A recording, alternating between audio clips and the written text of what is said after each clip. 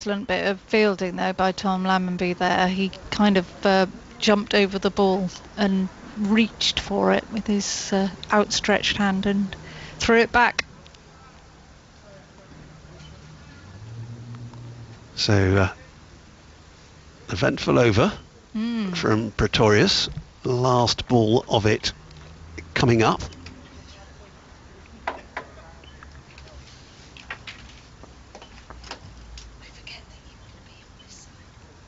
On the way in. Here it is, and it's defended firmly by Joe Root. 78 for 2. We're going to have a little bit of musical chairs here, in fact, because Jonathan has come back in beside me. I'm going to vacate my seat and allow Annie to move into it. Yeah, what music would we be doing that to? So I reckon Soul Limbo would be up there, wouldn't it? If it was a cricket in musical chairs. Booker T and the MGs. The classic cricket theme tune, really. So Alfie Ogborn is going to continue. 43 for 2 it was when I vacated for half an hour. 78 for 2 now. Joe Root 13 and James Henry Wharton 21 is on strike, facing the left armour. Just the 2 slips in place now, and Wharton plays nicely off his legs through the vacant mid-wicket area. There's a sweeper out in the deep who's made good ground to return that for the concession of 2. Yeah, there's been some excellent fielding and some really good running between the wickets, in fact. So. Good morning, Annie. Do you remember me today? Oh, yes, I yesterday? remember you. I commentated with you once upon a time yesterday. OK, you're listening to BBC Sounds, and this is Sports Extra, and commentary continues on the BBC Sport website, app, live text service, but also on BBC Sounds across there on Sports Extra 2 of the game between Yorkshire and Somerset here at Taunton.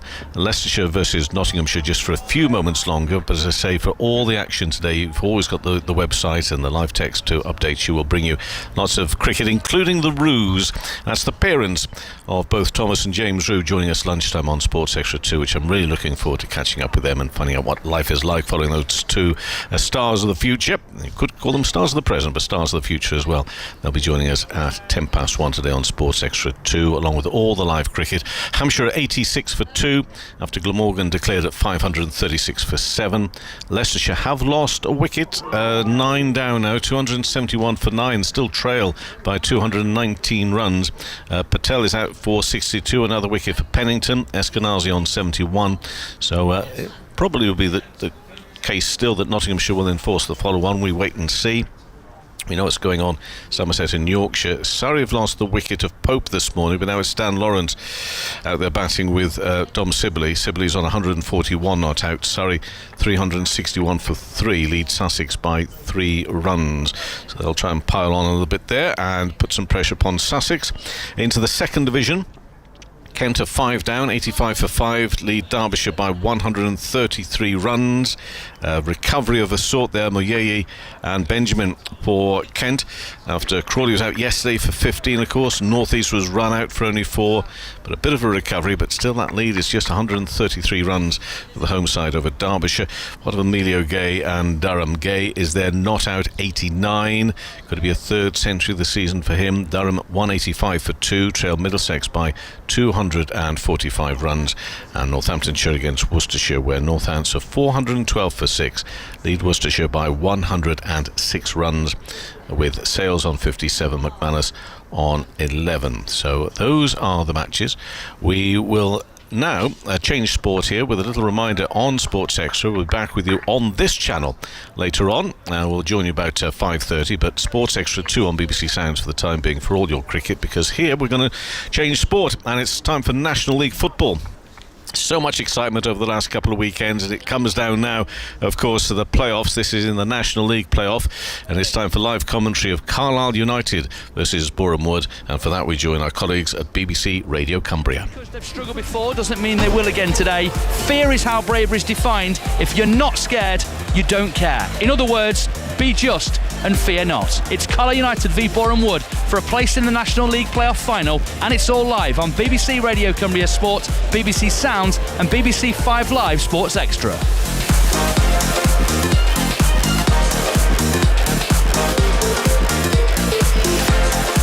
Well, yesterday saw Barrow's relegation out of the Football League finally confirmed today. Carlisle United's focus is very much in the opposite direction as they look to take a big step towards hopefully a Football League return at Wembley Stadium in 7 days' time. Good afternoon from Brunton Park, BBC Radio Cumbria Sport. We're live also on 5 Sports Extra today on your smart speaker and on the go as well on BBC Sounds and the BBC Sport app. Let's immediately get into the team news. Head of Carlisle United against Boreham Wood, National League playoff semi-final tie. James Phillips with the details. And if we discount a week ago when Carlisle United went to Brackley and rung the changes ahead of this match and look back to the game at Truro, it's one change for Carlisle from the team that won there to confirm their place as third and this home at semi-final in the playoffs. That is Terrell Thomas out and Aaron Hayden in to the centre of defence. He was one of the players who got a chance in the team last week against Brackley, stood out perhaps more than Bevis McGarvey, so it's him who will partner Morgan Feeney, the captain, in the centre of the United defence. Gabe Breeze is in goal, the fullbacks as they were, Josh Williams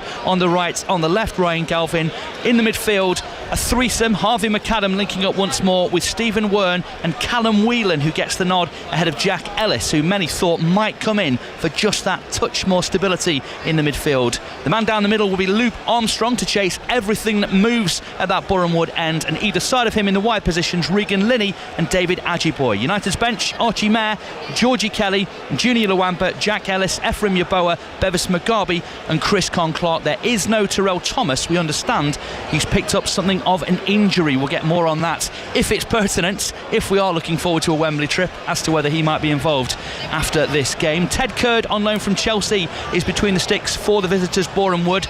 Their back four, in fact full lineup as it was in the Forest Green game this midweek in their playoff eliminator. James Clark at right back, Femi Ilasamni on the left hand side, Chris Bush and Charlie O'Connell, the converted midfielder who's been such a star in the centre of their defence this season. Tom White, who was a youth team player with Carlisle United, along with Regan Booty, who started the season with Barrow, joined on loan and is now a permanent Boreham Wood player. Zach Brunt, one of their top scorers on 18 goals, is the number 10, playing in behind their actual top scorer Matt Rush, who has 28. Either side of him, the on loan Ipswich man Leon Ayindi and Abdul Malik, one of the stars of the National League this season, starts on the left wing. Work cut out for those down the right hand side for Carlisle. Let's hope they can keep the ball away from him. Their bench, Nathan Ashmore, Cameron Cox, Enrico Souza, Aaron Henry, Callum Reynolds, Lewis Richardson and Josh Landers. Alongside me in commentary, Paul Huntington, the man who got Carlisle up, was the captain on the pitch at Wembley when they won the playoffs 3 years ago to go into League One. These days are all about character, spirit, bravery hunts. How much will the players have to show?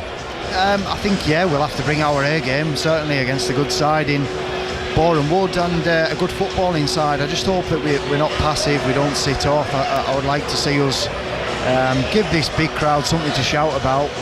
Interesting that Whelan's been picked ahead of Ellis. I thought it'd be Ellis. I thought he'd go a bit more conservative, and because I'm sure at spells on this large pitch here at Brunton Park that Boreham Wood will have spells with the ball, but Regan Booty, who plays in the centre of midfield for Boreham Wood, he's a footballer, doesn't have the best legs, so whether Hughes has just gone, right, we'll put a footballer up against a footballer in Whelan against Booty and see how we get on. He's obviously got the options to change it on the bench with players that have came back, and bench is looking quite strong, so looking forward to the game, just hoping we bring our best and aren't sort of overawed by the occasion, because we've had good crowds throughout the season, but this is obviously a different feel and of much more importance than a regular league game. Speaking of benches, they've got 11-goal Lewis Richardson and 6-goal Enrico Souza on their bench, but beyond that, Cameron Cox a right back, Aaron Henry a sort of fairly standard central midfield, likewise Callum Reynolds, bit of a veteran now, and Josh Landers up top,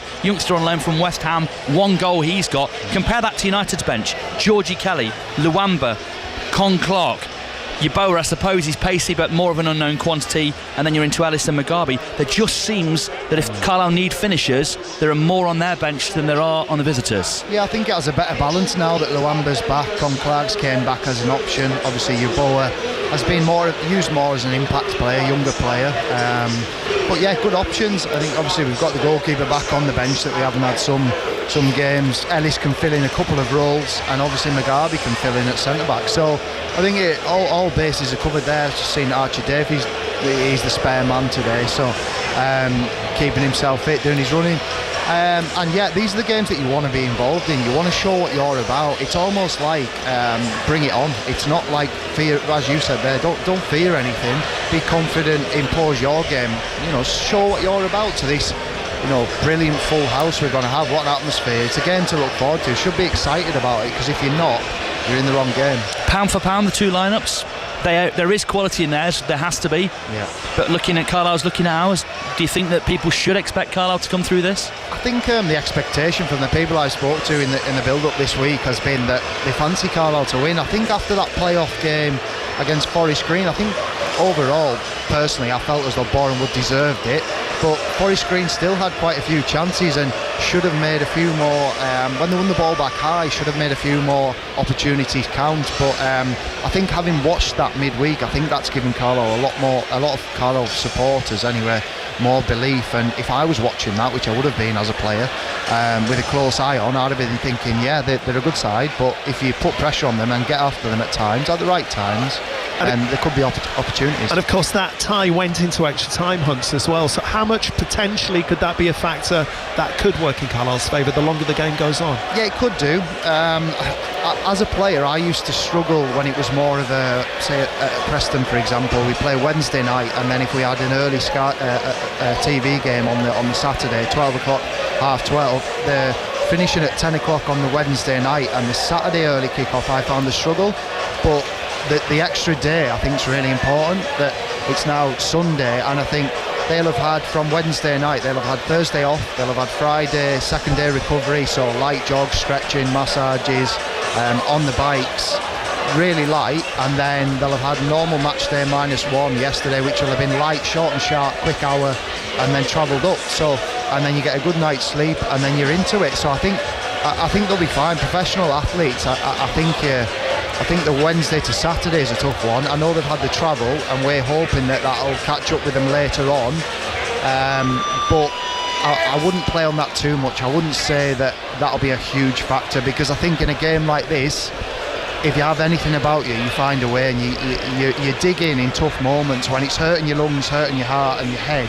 You pull through and dig each other out. The last time Carlisle were here playing on this pitch in a playoff tie, you were captain of that team 3 years ago against Bradford City. 15,000 in the stadium that day. There's going to be around about 14,000 we expect here at Brunton Park today. How much can that help Carlisle get over the line this afternoon, do you think? I think it can be a powerful thing, but as I've said in the week, I think we need to, as a team, we need to give them something to get behind. And we've seen here when we are on the front foot and we press and we get after teams, that the crowd are willing that on and trying to get behind you. So I think it's important we start the game right. I know there's quite a few players that didn't play last week and haven't played for 2 weeks, so we need to get up to the speed of the game ASAP, because Boreham would have played midweek and they'll be match sharp, they'll be ready, and we don't want to give them too many long spells of the ball and letting them build, like we've seen at home on a few occasions, let them build their way into the game, because the type of team they are, if you let them get their passing game going, then they'll cause you problems. 13/14,000 here this afternoon, Hunts. It's another reminder, isn't it, of the potential the club has at the 5th tier, getting a crowd like that. And also, it's another example of why there is so much pressure on Carlisle to go on and finish off the job, isn't it? Yeah, it is. I think that comes with the expectation of playing for Carlisle United. I think we've always had great support. I think even throughout the season, I know there's a lot more here today, but it shows the potential. Yeah, I agree. But rather than just focusing on the playing side, this is all great, and we're more involved in it. Obviously, being sat up, so I am sat up with you here now. But as a player, I'd just be focusing on the game and almost taking the emotion out of it, because I think if you're going into the game emotional and thinking about how many people are here that are friends, are family and people that you know, I think you've just got to focus on the game and play it almost like ice cold in your head, really, because if you're going into everything with your heart, you'll make rash decisions. You've got to be cool and calm and that's the things I learned as I went with big games, that just focus on the game and everything else is just noise. Just a few moments ago, where you pointed it out, Hunts, we saw Carlisle's American owners, the Piatic family, come out on the balcony of their hospitality area across the way from us, just obviously soaking in the atmosphere, taking a look at the crowds gathering. And this is exactly the reason why they came into Carlisle 3 years ago, to take over the club for occasions like this. Yeah, I remember it's funny that they've handed out the flags to a lot of the seated areas today, because they did that against Charlton. They've given us 3 as well, by the way, so we can wave flags if we win today. Yeah, no, I think it's good. So like Lindsay, my wife, and Dolly, my daughter's coming to the game, and I'm sure they'll enjoy it. And I just hope that we bring the best version of ourselves, because the last few games, have we really been tested? The teams who we've been up against, this will be a different type of test, mentally, physically, how we react to things going against us. You know, the crowd will be edgy at times, and if there's a few groans and whatnot, we've just got to deal with that, get on with it, be mentally strong. Sometimes when we've had setbacks, we've compounded that with conceding another or giving another chance up or whatever. I think we've just got to be better at dealing with setbacks and be on the front foot and try and get that first goal, because I think that'll give the crowd a lift. As we're on BBC Sounds though, Hunts, there'll be a lot who are listening to us today in commentary while they're at the game watching this. How big of a day do you think it is for the crowd as well? Because you're right, the players need to be able to deal with groans and frustration, etc., across the season. But on a day like this, you know, if Boreham Wood are having a spell on the ball, or, you know, Perish the Thought take the lead, how much can this crowd be a huge benefit to United? But also, they can have that negative impact if they do choose to show their frustration, to vent if things aren't going their way. How often when away teams went to Bradford, people would talk about turn that home crowd toxic and it will count in your favour. The same could be true here if the Carlisle fans aren't quite ready to do their bit today. Yeah, that's exactly what their manager will be saying. He'll be saying, you know, quieten the crowd, let's quieten it by getting on the ball and making things happen, because that's the type of team they are. They'll probably take the time early on throw-ins. I'd be saying the same if I was captain or a player in their side, saying first 20 minutes let's just keep them quiet, and then the frustration will build. Then Carlisle might start forcing passes. I think that's certainly something to take into account, but that's just a small part. I think as a player, you focus on the start, whatever you're going to do first, do that first thing well and build yourself up into the game. And there's no need to take any risks. Just do the basics really well, do everything that you've worked on in the week, and we're the home side. I would like to think we're the favourites. We've shown that we're a better side across the league season, and I'm really looking forward to it, because I think it'll be an exciting game, and I think that we're going to have to play really well to come out on the right side. 13,000 plus Carlisle fans in Brunton Park this afternoon. We know there's hundreds and thousands listening across the globe as well. Catherine Carr's been in touch. She wants to say hello, or we say hello to her husband Brian Carr, who's a lifelong Carlisle United fan, who's watching the game today in the Dominican Republic, 7:30 a.m. or just before 7:30 a.m. there. So it's an early start for Brian, but when you're in the Dominican Republic, you don't mind getting up that early, do you imagine? We've got another listener here. Not too early for a beer, is it? Absolutely. Weatherby Blue as well. Good luck to the boys today. Do us proud. I'll be reliant on the BBC Sports page for updates, as I can't get the radio feed of the game here in sunny Barbados. You can. If there's any way that this can be passed on, you can go onto BBC World and get the listen live to BBC Cumbria, and you can listen even if you are in a different part of the world. So whoever knows that person who just messaged, let them know they can get us. Alex in Stanex, haven't been this nervous, but here we are now. As soon as I stepped onto the paddock steps. Oh, hang on, listen to this.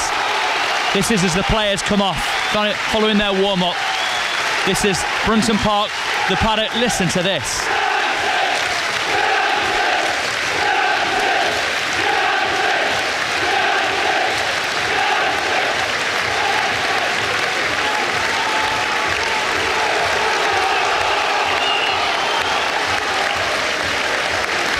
Well, it's got me inspired, Hunts. I don't know what it's going to do for these players, but yeah, great to hear. Alex, in Stanex, haven't been this nervous, but here we are now. As soon as I stepped onto the paddock steps, lads just need to give it their all, and we'll be right behind them every step. Let's hope James, Hunt and Paul have one last commentary to do this season in the big smoke. Let's hope so, Alex. And Wembley in 7 days' time. Paul in the USA's got in touch as well. 81333 is the text number. Start your message with the word Cumbria at the beginning. You can WhatsApp us as well. 08000 321 333. Again, start your message with the word Cumbria at the beginning. Paul in the USA says, morning Paul, Hunts and James. 4 a.m. again. Looking for McAdam to have a good game today and maybe hit another one in from the 18-yard line. Come on, you Blues, says Paul. 4 a.m. in the United States. Well, let's hear from Mark Hughes then, Carlisle's head coach, who's been speaking to James ahead of today's game. We've got our fans in all areas, so that's going to be huge for us. And yeah, I mean, God forbid it goes to pens, we're going to have fans at both ends, so that doesn't happen very often. So it is an advantage, but it only becomes an advantage if we play well and give a performance that everybody can get behind. You watched the Boreham Wood playoff eliminator in the week. What did you get from that game? What did you expect from them for this one? I enjoyed the game. I thought it was a good game. Two good sides, really having a go and giving everything, which will be exactly the same on Sunday. Ebbed and flowed, in fairness. I thought Boreham Wood were the stronger team in that first half, had good clear-cut opportunities, albeit for a screen, probably had the best of the whole game with the missed header at the far post in that first half. So Forest Green came more into it in the second half, and yeah, you went into the extra time period not really knowing which way it was going to go, so we're still in the mix, but they came through, so they'll be delighted. They'll be buoyant after that, but we've just got to make sure that they get no encouragement at the weekend and we take the game away from them. How do you compare and contrast the quality that you have and they have, and how they sort of knit, when it comes to a match, where they're strong, perhaps where they're weaker, etc.? Yeah, they're a good side, and we respect that, and we've gone up against them twice. They got the better of us away from home, probably caught us a little bit unawares in terms of what kind of season they're going to have early in the season when they came here and came back and drew 3-3. So, yeah, from those games we've learned a lot. We're a little bit different from those early games and when we played them at their place. So yeah, we're in a good place, and that momentum that we've gained from being unbeaten right at the end of the season, that's really important for us. So we have to use that. I think we're just all excited. It's going to be a great day, great occasion. We've got to obviously get the prize at the end of it, but we shouldn't have any apprehension at all. You somewhat glibly describe yourself as something like still managing at this ungodly age on the forum last night when speaking to fans. Is this the sort of game, the sort of moment and platform that you are still in the game for? Yeah, absolutely. Saturday, Sundays, match day, whatever day it is what is the big reason why I'm still doing this job, which can test you and can be frustrating on a number of levels. But I was always the same as a player as well. Training and everything I went into preparing for a game, I wasn't the best pupil, if I'm honest, so I just wanted to play at the weekend, so that hasn't really changed to a great extent now with my manager, so I'm grateful for that. I think that's the best part of it. The best part is the actual game itself and being engaged and making decisions that sometimes will change the course of the game. Obviously the selection of players is paramount in that, but no, match day is the best day. How much would it mean to you? I know we're getting slightly ahead of ourselves here, but how much would it mean to you to get Carlisle straight back up into the Football League if you could do that across this next 8 days? Yeah, we're in a position to do that if we overcome the hurdles in front of us, and that was always the aim at the beginning of the season. We made no bones about that. We probably raised the expectation with that. A lot of people thought that's what we should be aiming for. Others thought, well, it's on the back of 2 poor seasons and 2 relegations. Maybe it would be beyond us in the first year. But we've gone in a position that we're still in the mix and we can still achieve what we set out to. So let's see what happens. Mark Hughes, Carlisle United head coach, speaking to James ahead of today's playoff semi-final tie. Hi to Robbie, who's got in touch, listening in from a hotel in Times Square, New York City. But that roar from the paddock has given me incredible fear of missing out. Up the Blues, says Robbie. Anonymous says goosebumps when listening to the paddock just a few months ago when those players were heading back into the dressing room. Yeah, same. It was a moment, wasn't it? Yeah, it was a moment. It makes you a bit jealous, really, just when you're coming in with them playoff games, and there's that song that I predicted. You were waiting for it, weren't you? Free from Desire. Faye and Alan have been in touch. They're tuning in from Lisbon today. Met fellow Blues already sounds incredible. Come on, you Blues. 90 minutes away from Wembley and 180 away from the Football League here, and hoping for a few early goals so we can relax a little, enjoy the game. Enjoy the afternoon, Faye and Alan. And can you say happy birthday to Peggy on his 51st, that's a nickname clearly, Peggy, on his 51st, and this is from Zig, Gonch, Taps, Rids, Claypole, Gainsey, Maz, and no nickname Pete. So happy 51st, Peggy. Let's hope it's a happy one in every respect this afternoon. I'm sure they're enjoying their day already. And a week-long celebration if we make it to Wembley and win there as well, Peggy. Yeah, absolutely. Anyway, 25 minutes past 12. This is BBC Radio Cumbria Sport. Match day number 47 for Carlisle United. Match day number 48 for Boreham Wood. One of these two teams will be playing for a place in the Football League at Wembley Stadium in 7 days' time. To take you through the action, our commentary team, James Phillips, and the promotion-winning Carlisle United former skipper, Paul Huntington. The sound of local football. Carlisle and Barrow. Exclusively live. BBC Radio Cumbria Sport. 46 games, 4,140 goals, minutes played, 87 goals, 51 conceded for a goal difference of 36. That was the season for Carlisle United. It got them 95 points, third in the table, 5 clear of Boreham Wood. Today, the two sides do battle one last time in this National League season in their playoff semi-final. Boreham Wood have come through an eliminator cagily via extra time against Forest Green in the week. That's earned them this long trip up here to Cumbria. Both sides hoping to earn a trip to Wembley in a week's time for a place in the English Football League. Cumbrian neighbours Barrow have dropped out after 6 years in the EFL. Carlisle United looking to replace them with victory here and then victory against either Rochdale or Scunthorpe in a week's time. We are 3 minutes away from when we should be kicking off here. The United fans in fantastic voice all around us here at Brunton Park. Olga the Fox is in the tunnel, the mascot for Carlisle United, and we're just waiting for her to turn with Carlisle United and the officials and Boreham Wood to stream out through the pyrotechnics onto the pitch. There's an Enterprise National League plinth with the ball on it. Here comes Olga, here come the officials, here come United and Boreham Wood. Feeney out ahead of White, the captain, maybe just something symbolic in there, striding out behind the officials, leaving White in his wake. Let's hope that is a sign of things to come for Carlisle United as the sparks fly up on either side of the two teams who emerge out of the tunnel and into the cauldron of Brunton Park this afternoon. I wonder if it will be around the 15,000 Carlisle get against Bradford in the second leg of their playoff semi-final here 3 years ago that led them to Wembley and to victory and promotion. I wonder if this is the start of Carlisle doing the same. There's a very young little Feeney, I suspect, in the arms of Morgan Feeney and their mascots with all the players in blue.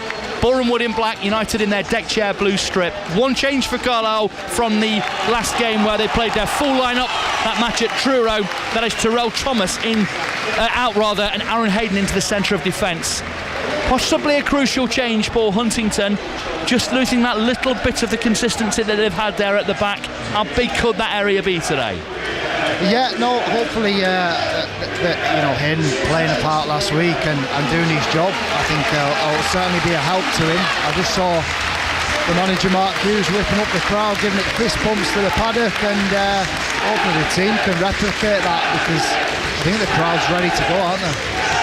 Yeah, they really are. It's a fantastic atmosphere here. Carlisle have had great attendances all season, second only to Southend, who succumbed in their playoff eliminator and are out. So Carlisle, with the team with the biggest crowd going back to the EFL of the four left, if it is them who can emerge victorious from these two games. The full team for Carlisle: Gabe Breeze in goal, Hayden into the centre of defence alongside Feeney, left back is Ryan Galvin, right back once again Josh Williams.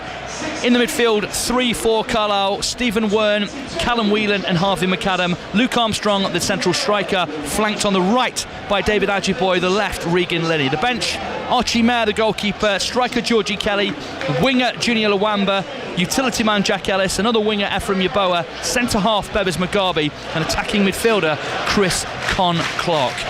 Interestingly enough, I listened back and sort of remember back to Darren McAntony when there was that scrum to sign Chris Clark, saying whoever got him would get promoted this season into the Football League.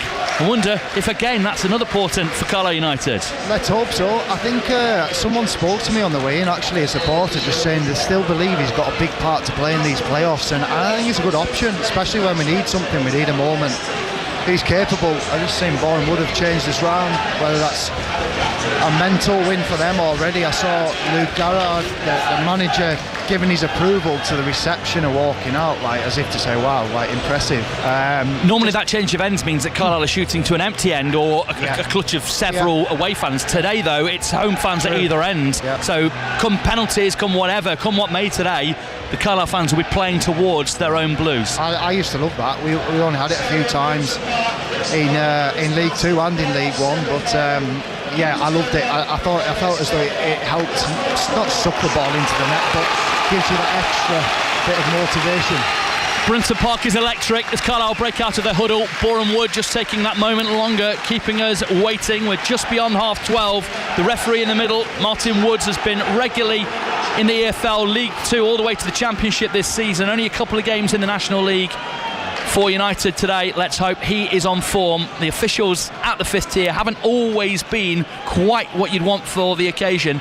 Let's hope the officials today are, as we prepare to get underway. Carlisle against Boreham Wood for a trip to Wembley in the playoff final. We're underway. You never heard the whistle. Over the top, Carlisle go out to the left-hand side. Armstrong heads on into that penalty area, and on loan, Chelsea goalkeeper Ted Curd comes out and gathers. They're back 4, Clark, O'Connell, Bush, Ilasamni. Midfield 3 of White, Brunt and Booty. Front 3, Rush, Abdul Malik and Ayinde. And they have it with the right of their centre halves, Charlie O'Connell. Really like Bush in the centre of their defence. Has a great attitude and desire to go after the game. Let's hope United can play on his desire though to get on the ball and make things happen. It's with O'Connell at the moment. Plays it out right hand side to Clark on that far side, the right back. Whips it down the line in search of Ayinde. Carlisle get touches here with Galvin down the left hand side. Runs into Regan Linney. The two of them not quite combining accurately there. And thrown on that right hand side, allowing Boreham Wood to try and get forwards. Aaron Hayden will comfortably jockey it behind and gets applauded like he's just won Carlisle a corner in any other game this season, and letting it go behind for a goal kick. Yeah, even Steven start. I think good intent from Carlisle. Wern and Armstrong looking to press and be on the front foot. I think that's going to be the order of the day, really. There's obviously going to be spells where we sit in, but I think we need to show that intention early, that we are, going to get after Boreham Wood and put them under pressure and not give them the time that they're normally allowed. Carlisle feign the short goal kick and then go long. Armstrong into the back of his man, who went down very easily, Tom White, and he celebrates that towards the Carlisle fans, which gets him another shove from Armstrong. Boreham Wood on the ball at the back here with the number 5 Chris Bush. Ponytail behind him into the anchoring midfielder Booty. Tries to spray it out right hand side. Nice. Galvin with a bit of work to do, almost getting it through. The man goes down and they're appealing, I think, meagerly for a penalty, and they've got themselves a corner. Good pass off Booty. That's the technical quality that he's got. Diagonal. Galvin did well to get there. He should get there. He should be inside the wide player, but does enough. Gets a flick on the ball and got this corner to defend it. It wouldn't surprise me. First corner a lot of the time when you're playing throughout the leagues, they usually try and work something. So I'll be switched on. Ayinde seems really clear that was a penalty there. They're going to take this corner, and it looks like they're just going to swing it into the Carlisle penalty area. Their back 4 are the only players they've got over 6 foot in their team, so they'll try and exploit that. Brunt's free at the back. And that back post, need to make sure he's not. Played at the near post. Little think towards goal is very reckless and aimless from Charlie O'Connell, and they've really tried to force a training ground move there that was never really on, and it's a goal kick. Jeered by Carlisle. You could see that they were lining something up. Often that happens. They always say first corner, let's do it.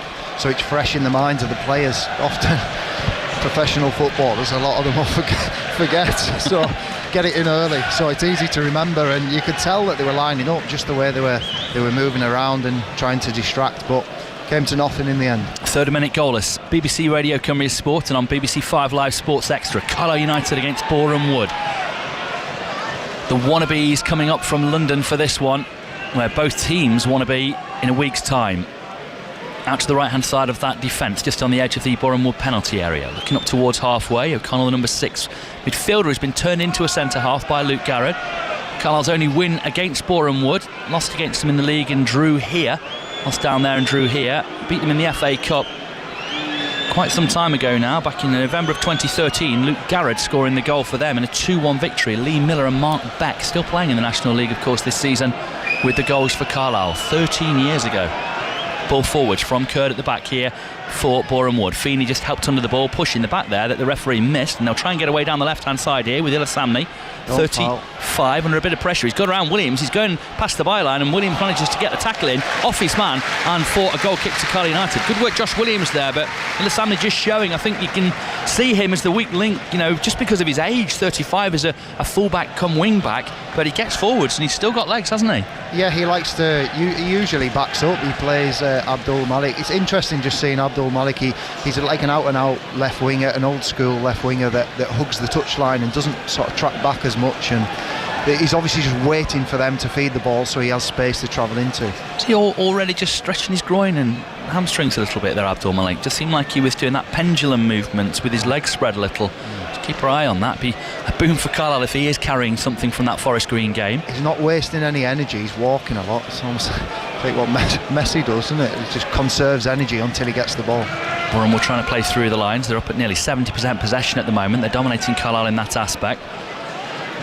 Out to the left-hand side they come now, on halfway with Ilasamni down the touchline. Blocked out of play for a throw-in by Ajiboye for Carlisle, but at the moment they're just sat off, feeling Boreham Wood out. Boreham Wood perhaps just with that touch more match sharpness. Some of these Carlisle players haven't played for a fortnight. Their last game was the trip to Truro. A lot left out as Harvey McAdam tries to get on the ball, but Brunt's broken through. Wheeler makes the tackle, then Feeney breaks kindly for Wern, fouled, free kick, and just allow Carlisle to calm things down on the edge of their penalty area. Yeah, there was a spell there where Boreham Wood was stood on the ball, and some of the crowd was getting quite frustrated. That we're going to have spells like that we can't always press. Armstrong's up against 2 centre-backs and he can only go to 1, so there'll be spells where they're waiting for you to press to then play, but draw you out sort of thing. But we just hopefully the crowd don't get too frustrated with it. Nice play, Galvin and Hayden down the left-hand side there, but a strong tackle, really good one from White in the midfield for Boreham Wood, and they have it, looking to swirl it out left-hand side here in search of Abdul Malik, and he'll gather it on this left-hand side, running up Williams. Williams is fast, but Abdul Malik quick in the brain and with the feet, trying to get around him down that left-hand side. Cross comes shot, goes in towards goal, loops and goes over and for a corner. Very dangerous, lively character is Abdul Malik, and just showing Williams there what a long afternoon he's going to have if he's left one-on-one against him. I have to say, when that one looped up there, I had visions of that playoff final goal that John Mellish, the own goal he scored against Stockport, just dropping in at the back post. Yeah, it was brilliant play from Abdul Malik. He shows that he's not just a runner. He goes inside, he chops, he checks the other way, he gets it past Williams there, and the covering defender manages to get a block on, but Booty already showing with those nice diagonal passes what a range of passing he's got. 7th minute, goalless, Boreham Wood corner. They're appealing that Whelan's too close. The lino's not saying anything, the referee not either, and they have taken it short. Right-footed outswinger into the area. Galvin heads to the edge, White trying to keep it on alive, and now Carlisle could potentially break now with Linney and Whelan. Pokes it to Whelan, but the pass was poor. Just didn't quite protect it there in possession, given over too cheaply when Carlisle had a mini break on. Yeah, we still had a good 60-70 yards to travel towards the goal, but they forced it down the left here to Abdul Malik, and Ajiboye coming to try and help out Williams, Carlisle's right back. 2 right-sided players combining to try and slow him down, and that should be a Carlisle ball. Great work, Ajiboye gets the throw in for Carlisle United. Well done. And he'll have to do that today, James. You know, Josh Williams getting squared up 1v1 there. Ajiboye will have to do more than his fair share of defending. It was brilliant. Carlisle don't have an obvious target here for Williams with the throw. Whelan comes short, McCallum did as well. Down the line it goes to Armstrong, but he's ushered off it by Bush at the back for Boreham. And they'll just play it back to their goalkeeper, who comes out into a sweeper roll, middle of their half, in purple, white boots, white gloves. Gives it to Bush, the left of centre half. then squares it across the middle of that Boreham Wood half to O'Connell. Steps up towards halfway where Wern engages. United are in their half-pitch press, just trying to congest the area in their half, but they have worked it down that right-hand side. Clark plays it in behind, trying to get them away. United through Hayden and another man there. I think it was Galvin getting in and getting the strength. Carlisle managed to clear, but only to halfway where Boreham Wood get back on the ball. And Carlisle fans wanting United to try and get a bit more on the front foot and just allowing too many liberties potentially. Rush with a loose touch, the central striker for Boreham Wood, as they try to go forwards. And Carlisle just gather it and can now have a little bit of possession with Hayden. He's playing left of the United central 2 in defence. Feeney again on that right, just keeping him comfortable as Carlisle play it away down the left touchline. Took a deflection off the Boreham Wood man and breaks back to Hayden as they clear into the United half. Lifted over the top again, Wern giving chase, bit of a mismatch against O'Connell. His header just drops into the midfield and Boreham Wood tidy it up. They'll come away with Bush from the back once more. Stepping out, Chris Bush, former Bromley man, a good inside to out pass there down the left touchline, but Carlisle managed to cover it through Williams. You can see what he's looking for. Tidy back towards Breeze in goal. Armstrong can't stop his man getting across there and winning the header. Illasamni just keeps it in play on the left touchline, middle of the Carlisle half, but then back into the Boreham Wood half as they keep possession. Over 70% at the moment, 73 in fact for Boreham Wood. They've had the only shot, that blazed one up and over the bar from O'Connell off the corner that they had. We're into the 10th minute and it's still goalless here on BBC Radio Cumbria Sport and 5 Live Sports Extra. And that's what we were talking about, wasn't it, with the team talk from Garrard for Boreham Wood, just in terms of the first 20 minutes getting on the ball, taking the sting out of the game by having control of the ball. There's different ways you can do it, and that's their style, and for the first sort of 9.5 minutes they've moved the ball quite well. Former Carlisle captain Paul Huntington in commentary with me, James Phillips. Goalless as Carlisle come out of defence, up towards halfway and then back to Feeney, their captain, lifted down the right touchline. One for Williams to chase here. Bush will come over and try and make it difficult for him. Looks to flick around, can't quite do it. Has Bush just twisted something as he went down there? I think he's okay. One of their more valuable players in defence. I said in the pre-match chat with Mark Hughes, there's a touch of the Antonio Rudiger about Bush. Very sort of aggressive in the way he wants to be on the ball, but also defend his goal. Looks very game at all times. I really like him actually as a defender. Yeah, I think he's a good left-footed centre-back. I think that wants to get on the ball and make his team play, as well as being that physical presence, as you say. I think it'll be interesting down this right-hand side. I know we're saying about Williams defending against Abdul Malik, but how much will Abdul Malik want to go back that way? Williams breaking forward there, had an opportunity. I know he had to get his touch a little bit better, but he didn't. He wasn't that keen to run back the way. Clipped in behind, trying to find a Yinde down the right. O'Connell with a pass. Hayden comes over, trying to make it awkward, and just has to prod it out to play for a throw. No real space for him to control and do anything more elaborate. Good ball territory. That's all that the defender's going to do there. Force him to kick it out for a throw-in. They're doing well from defence to find the wide players in a manner that Carlisle haven't quite yet managed. Yeah. Finding them and getting them territory. Look at this throw-in right on the right-hand side of the Carlisle penalty area. 12th minute, still goalless. Boreham Wood forcing more of the issue at the moment. And they have a chance with Brunt, edge of the area, sort of snapshot from him on the half volley that Breeze gathered at his near post reasonably comfortably, but just starting to get more of a foothold than is comfortable here at Brunton Park. Yeah, afforded a little bit much time there. Brunt on the edge of our box than I would like to see anyway. I think I know it was comfortable save from Breeze in the end, but yeah, they're getting into their passing game and just got to disrupt her a little bit more. I can see Mark Hughes trying to get his voice onto Stephen Wern to press. He's more occupied with White and trying to protect rather than going and closing down where he maybe normally would. And then that thunderous ball downfield from Breeze, really competent back header from Bush into his goalkeeper, and once more Boreham Wood on the ball, and they really enjoy that roll down the right. O'Connell's broken out of the centre of defence. Carlisle trying to stalk him with Linney, long way from Whelan where Carlisle really want close. him. Whelan needs to get up to his man here and put more pressure on, but again they're just getting far too much time to orchestrate. Illasamni with it at left back on halfway, goes into Bush, centre of that Boreham Wood defence, goes square to his partner, up into the midfield it comes, into the Carlisle half, down the right hand side, trying to release Clark down the right. Not sure he's quite going to get there. He's done his best. The lino wasn't up to pace with him, I have to say, but I think he could see enough of the ball had gone over the line to give Carlisle the goal kick. I felt like he'd arced his run too much there. He probably should have kept that in. He's saying himself, yeah, sorry, that's me. He sort of, whether he took his eye off the ball there, and he should have got there. He took too long to arc his run before he crossed it. The ref came a long way there to say something to the lino. I'm not entirely sure. Just got past the linesman. He's just put on the side of the gravel track. Carlisle do have a goal kick. I noticed Chelsea, not that they've been, necessarily the beacon of what you want to do all the time, but when they line up to take the short goal kicks, they play it quickly to the goalkeeper, and then Sanchez fires it forwards, because then you've stretched your opponent. Yeah, they do so there that is a lot. I space. saw that in midweek, Boreham Wood, I like that. It's something that Carlisle could do, when Breeze has it in that area, when everyone is pushed up, when they're trying to press you in, that's when to try and get your 4 players. Carlisle have won it high up as Boreham Wood look to pass out. Linney trying to go in between a couple of men, down the left-hand side, gets across the face of goal. United will get there first with Adji Boy. I could have reversed it early there to Williams. Has a chance here on the right for Carlisle United. Right foot, left foot, trying to jink past his man, goes inside, lays it off, shot towards goal, just beyond the back post. From Callum Whelan on the edge of the penalty area. Had a lovely shape on it. Goalkeeper was an absolute spectator, but just beyond inches that back post. Carlisle's best moment, only effort, and it came very close to giving them the lead here in the 14th minute. Yeah, Carlisle willed on by the crowd on the far side, almost like win it, go in Galvin with a bit of conviction, and they get after it. Linney does brilliant, puts a ball across to Adji Boy. I think Adji Boy has the beating of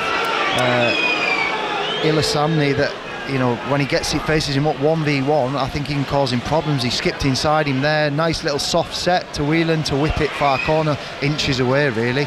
Bush drills down the middle, trying to release Rush, but can't quite do it for Boreham Wood, straight through to Breeze. Positive play, I think that'll give the fans belief and Carlisle belief, because until that point, for the first 12 minutes, we've sort of had the ball in our own half and been quite detached from being connected, and had a long way to go to travel towards Boreham Wood's goal until that point. That lifted ball forwards in search of Armstrong, not quite making it. Carlisle gather with Feeney into Whelan on halfway, just has to hold his man off, show good poise, and gets it to Williams, breaking forwards from right back. Adji Boy's got inside, so he's got very little to do other than just burn past the 2 men, plays it off them, gets a corner. Well done, Josh Williams. Really good work there. He was sort of keen to complain that Adji Boy wasn't occupying a space in front for him to hit there, but that encouraged him to drive on. He's got Carlisle the corner. Yeah, that's where a player with Williams' pace is a real outlet. William does really well to show composure, reverse the ball, and that tested out Abdul Malik to see how much he wanted to go back, and Williams has done well. I think he made the point, and he was right in what he was saying. He didn't have a man over, whether it was Adji Boy or Armstrong, to hit, so he's just put the burners on,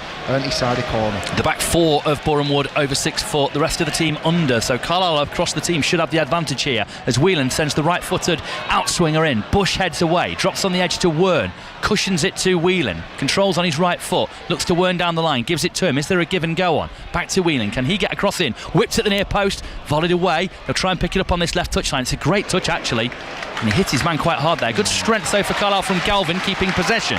Back to halfway with Williams, plays it down the right, could be a break on here. Thankfully Carlisle, or Boreham Wood rather, didn't quite manage to make the most of that, because if they'd have quickly turned it down the line there, Brunt might have been away. Not entirely sure Regan Booty was aware of that for Boreham Wood, which is thankfully a bonus to Carlisle. Yeah, it was a little bit sloppy pass from Williams down the line, but trying to play forward, I don't mind it, being positive, trying things. I think it was the right pass, but just the execution was a little bit off. Boreham Wood throw on the left hand side, edge of their penalty area. It's 0-0 at the moment in this playoff semi-final. The second to follow from 3, Rochdale v Scunthorpe. You're listening live on BBC Radio Cumbria Sport and 5 Live Sports Extra. Curd on it, the on-loan Chelsea man between the sticks for the visitors, Boreham Wood. Played up to the centre half on the right, who goes out to the right back on that far side, James Clark. Back in field to O'Connell, further over his Bush, and that's where they'll come. Wrap ball across to him. Ilasamni going into an inverted position inside to allow Abdul Malik the space down the left touchline. Adji Boy trying to slow him down, but he's got away a bit too easily. Up towards the edge of the penalty area, thinks about the shot at the near post, dragged it a little bit, always a yard or so wide, but just showing his danger there. The ball's, or the responsibility is left totally with Adji Boy to try and jockey him, and he gets away. There was very little else came out to meet Abdul Malik. Yeah, it's very much from Boreham Wood's point of view. Tell him to stay wide and we'll find you with the ball. We'll get the ball. Don't you come drifting inside like Regan Linney does. It's hold your width. Even here, look, everyone else is on the left hand side of the pitch. He holds his width, waits for the ball, then does his stuff. Good headed win there from White, despite being buffeted by Armstrong of Carlisle. Anchoring midfielder for Boreham Wood heads out. Carlisle throw halfway left hand side. Wern gets it from Galvin. They've had to go back down the line, and Hayden has a bit of space to try and come forwards. Plays into McAdam under pressure from Brunt, but just lays it off to Gabe Breeze, the United goalkeeper of Cumbrian stock. Ellis also a Cumbrian on the bench for Carlisle. Brought through teenage defender Hayden Atkinson this year, profiting from their own youth setup as Whelan brings the ball forwards now, trying to get into the penalty area. Ajiboye goes round his man, through goal, great angle, just lost his foot in. Was he pushed? He's appealing, but I think it's more hopeful. It certainly wasn't a dive. I just think he overbalanced. Such was his commitment to get past his man and fell over. Yeah, it was good direct play. I think it was the right decision. It wasn't a foul, but we worked it well, and I think he's going to be a real outlet today. It's not just Regan Linney on the other side. I think David Ajiboye's got the beating down this Boreham Wood's left-hand side. And that was one of the big issues earlier in this season, wasn't it? They didn't. It all had to be Linney because there was very little came from the right. Ajiboye's really flourished and grown into that role as the season's gone on. Boreham Wood with it in their own half. A lot of possession in front of Carlisle United. They're at 62% at the moment, but most of it is in front of Carlisle, who are pressing from halfway generally, just nibbling at them in the centre circle in their own half as well. It's with Boreham Wood just moving it between their back four. On the right, Clark has it, comes square to O'Connell. He likely to come to Bush and does. Ella Samney goes forwards almost into an attacking role and allows space for Abdul Malik on that left, and that's where they've worked the ball, played in towards Ella Samney, edge of the area. He passes square into the box. Hayden, cushion pass away. Wern gets onto it and will try and drive forwards. Can he find a teammate? Running across, looking for a support maybe and an option of a run.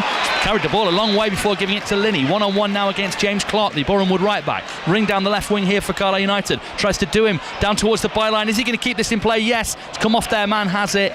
No, it's a goal kick to Boreham Wood. Maybe just took on more than he could, trying to burn for pure pace past Clark. Yeah, Clark did well. He delayed and made him sort of get close to the byline. Then the gaps get smaller and smaller. Took a bit of a heavy touch, Linney, but good defending from Clark. Wern did well initially, staying on the ball. If there's nothing on, drive with the ball and stay on it. I think he did a good job for the team there in terms of keeping possession and feeding Linney. Need Linney to get on the ball a little bit more. It's been more down our right hand side to this point, but let's keep feeding Regan Linney.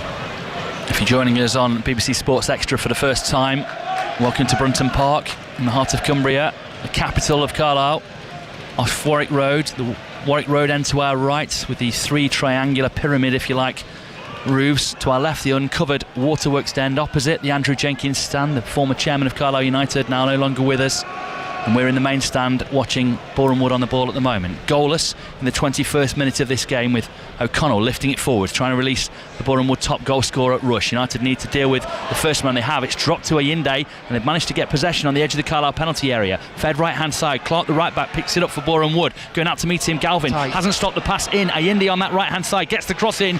Feeney, as he so often does for Carlisle, the captain, gets across as almost the last line to block it behind for a Boreham Wood corner. Hayden gets sucked in there far too quickly. He's going in on the midfielder, so Feeney ends up coming round. They end up nearly getting each other's way. I think Hayden, you've got to go to a point and then you just pass on and stay in your slot. I think he gets dragged and then he's all of a sudden running back towards his own goal, nearly gets in the way of each other with Morgan Feeney. I know he'll have put a name on the header, but caused ourselves our own problems there by not passing on and not talking to each other.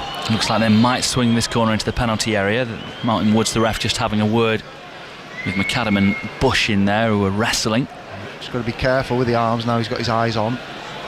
Around 300 Boreham Wood fans in that one quadrant on that left-hand side of the far stand. As the corner comes in towards the back post, Rush is there to keep it alive. Needs to catch it under the bar. Gabe Breeze. It was fairly straightforward for him, and he did well to take it, not be caught up in the pandemonium in that penalty area. His attempt at the side wind-up pass to the right wing, though, not good enough down the middle and evading the two Carlisle men straight through to Curding goal for Boreham Wood. Can see what he was thinking. Ajiboye on his bike and Armstrong pushing forward. It's worked sometimes this season, but yeah, there is maybe the odd time it's easy with hindsight, because that could have led to something if he'd have caught it a little bit better, but don't mind him trying it now and again, as long as it's not every time. There's a time to quicken up the play and there's a time to take stock and let the team get up and get connected again. The basic stats on this one, Hunt: they've had more possession, more shots on target and more corners. Is that the tone of the match so far? Yeah, I think when we're talking about Boreham Wood being tired and things, they're getting a rest on the ball a lot of the time. They're not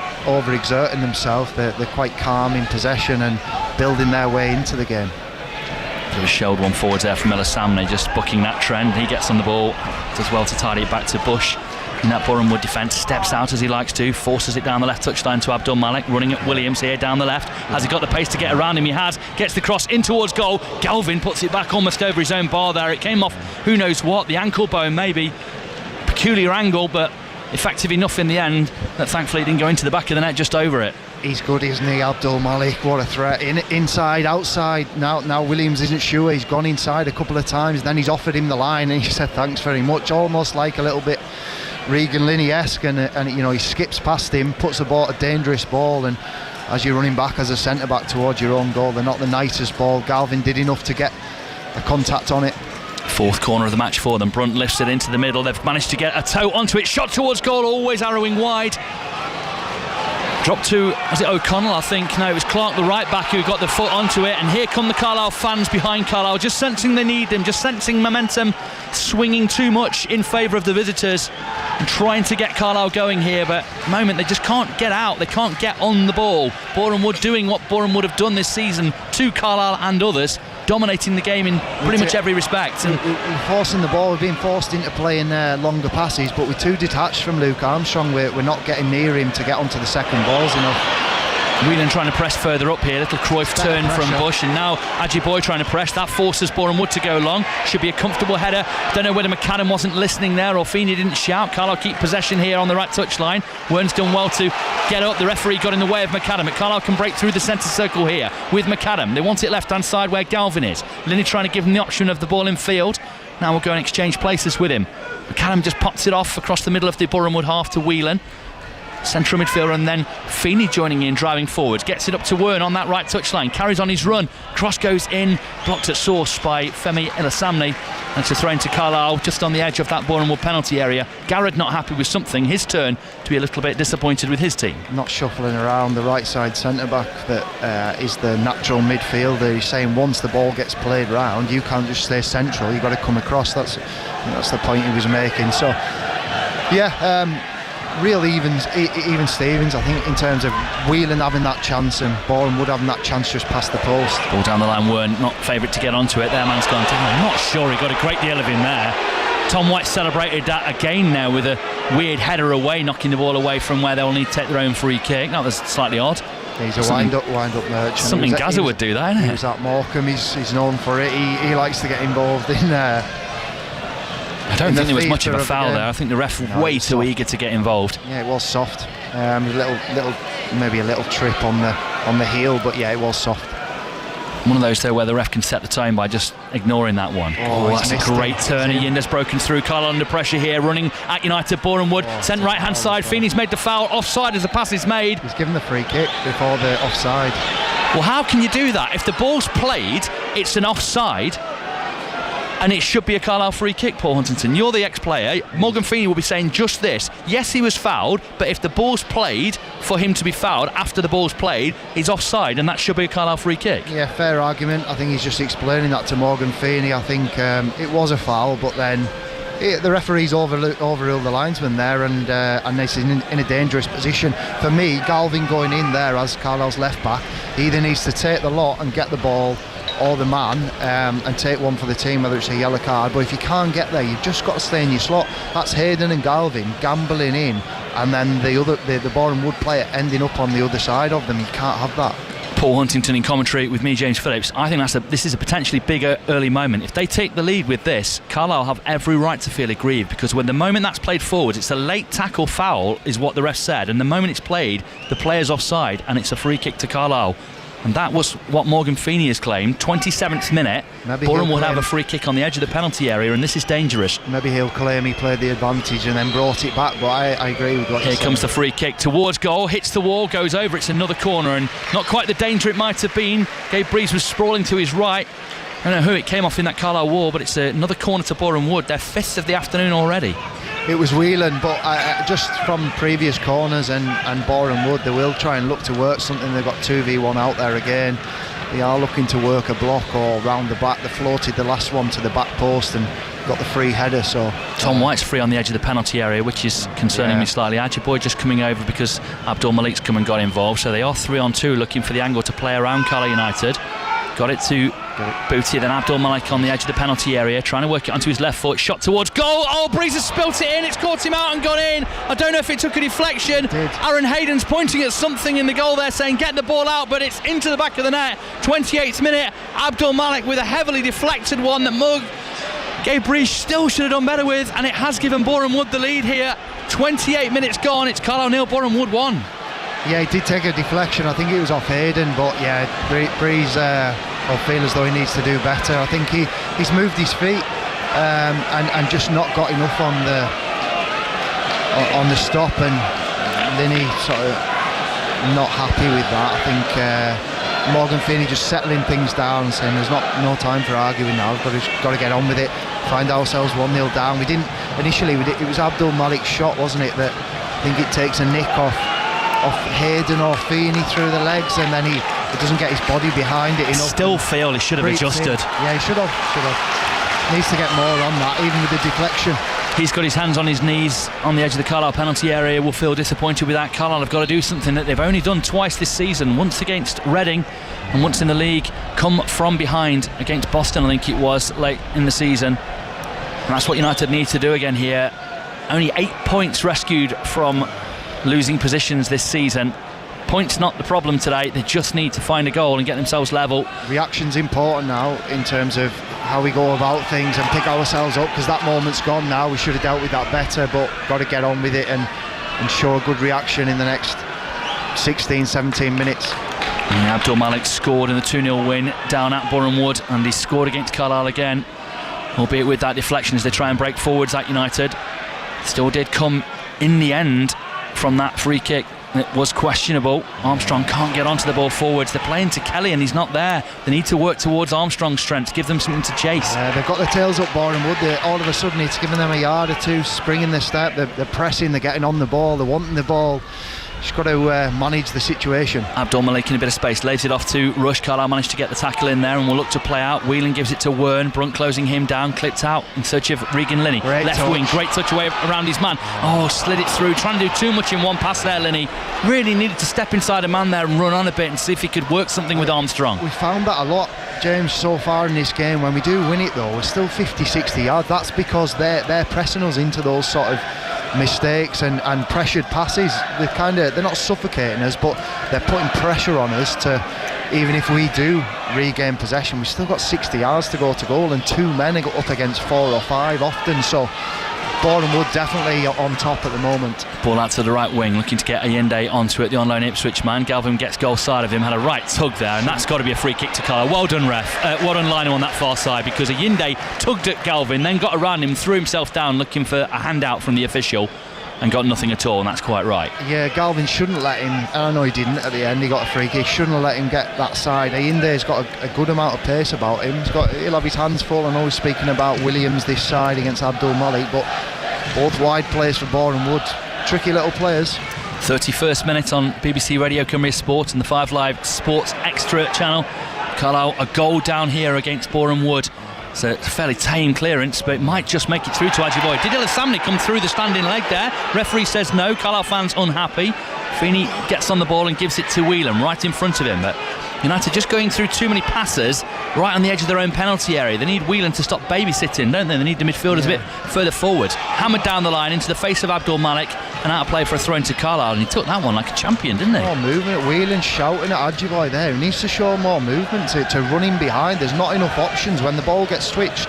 Ajiboye's coming inside, it's Armstrong that's running. Ajiboye needs to be on the move more there for me. There is a move from him, gets onto the ball, better. Can he get forwards? Oh, good strong tackle from O'Connell. Ajiboye nearly got back onto it there, but it almost made something happen just with that bit of movement. Williams trying to get there, look at that tackle from Brunt.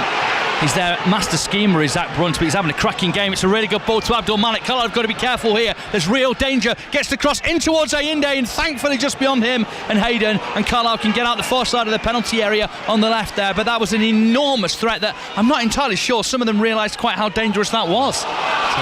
Now Carlisle trying to break forwards with Wern down the line. Takes a deflection, but Linney will get onto it. Stepping in field into congestion. Ball turned over back to Boreham Wood, and an offside anyway against Armstrong. Williams should step in on the first one. I think that's why the paddock was so frustrated with his movement, but then I can get him backtracking on the second one because Abdul Malik was in. It was a great pass into his path from Brunt. Technically they're a good team, both wide players causing Carlisle problems at the moment, and it's up to us to combat that. Luke Garrett, after the Forest Green win in the week, said they had a plan for how they would deal with Carlisle, and right now you have to say we can see it bearing fruit. They look comfortably better in every department, and they lead here at Brunton Park. They did take the lead last time though, and Carlisle blitzed 3 in a 20-minute period at the start of the second half to take control of the game, only for a calamity at the back from Terrell Thomas and Aaron Hayden to allow Boreham Wood to get a point that day. As Hayden tackles the ball, trying to get forward here. Armstrong taken out. He was offside. Is he going to bring it back? Well, I suppose it's offside when it comes to him. That's the reverse of what he did down the other end. Yeah. He was fouled after an offside moment, and the referee gives this one in favour of Boreham Wood. Not what happened down the other end a moment ago, although at least it was the man getting onto it in the offside position rather than the passer. Them good punchy ones, they're not the worst balls, them. Just leave them in there. Make Carlisle defend. Williams has done well to jockey that ball down the left out for a goal kick to Carlisle. They kind of, what you were saying earlier, they want to draw you out, and if it's not on to play feet, they will just turn you and put Hayden, especially on his left foot. They're just going to kick it out, or that one was a bit straighter there. But they have the option of mixing the game up. I think they're well versed. This team's probably been together longer than this Carlisle team anyway. Yeah, coming up from the Conference North last year, looking to make it back-to-back and go into the Football League. They've been a fine addition to the National League this year, have Boreham Wood. Let's just hope that Carlisle can find their soft underbelly, but they're going to look to whip it out left-hand side once more to Abdul Malik. Brings it down and fancies the run here at Williams again, gathering pace. Ajiboye trying to come in and help out. Little pop pass through the lines, and a really poor layoff from Rush allows Carlisle to break out. Linney, though, on the tip of the centre circle in his own half. Can he drive forwards? Ajiboye in support. Not a great deal else, though. Ajiboye and Armstrong tries to look to see if there's something inside, tries to go in and out, plays it to Ajiboye on the right of that penalty area. There's only Armstrong in the box, no one really for him to hit. He's going to have to do something special, whips it at the near post, and it's comfortably battered away by Boreham Wood and picked up by them as well. Abdul Malik under pressure, passes to Bush, who clears. They know when to play, when to mix it up. Hayden with a really peculiar defensive head there. I'm not entirely sure who he's looking for. And fans just starting to just voice a bit of frustration with that. He could have brought that down on his chest, just not aware of what's around him. Heads it aimlessly over this right hand side. Yeah, it was on just for a cushion header. It wasn't on for one to sort of beast away like a large header. It was just a cushion that was needed, but misplaced. And yeah, a few groans there from Carlisle fans. Boreham Wood definitely confident on the ball and frustrating us at the moment. White with picks up a really good position for your holding midfield player. That's where you want him, in the gaps, snuffing out the crosses from Ajiboye. Ball forwards again, looking for Rush. Good layoff to Willisam Nate. Feeney gets across it for Carlisle and ties it up. Williams with the layoff, and United will swirl it away, but there's no one there. Carlisle are just getting rid at the moment, and it's frustrating the home fans. Into the last 10 minutes we are here. Carlisle trailing 1-0 at home to Boreham Wood in this National League playoff semi-final, and you have to say the visitors are better by miles at the moment. Still a bit laboured when we go into press. It's just a bit passive. 4 or 5 yards isn't close enough. Sometimes it needs to be 1 and 2 yards, and I know that's not always going to be possible, but we are definitely better when we're on the front foot and we go together rather than being cautious. Still feels cautious to me. All over the top, and they're almost got him behind here with a Yinde. Ball breaks kindly for Carlisle initially, then he's gone straight through his man Galvin. He got the wrong side of a Yinde, and then he's felled his man, and he'll get a yellow card here. It was a poor tackle from Galvin. Two poor moments. He dived in, but I actually thought, was there any contact? I thought it was a dive at first, but once the referee's made his mind up, that's a yellow card, and no complaints from Galvin, so maybe there was more contact than what we could see from here. It's just cautious.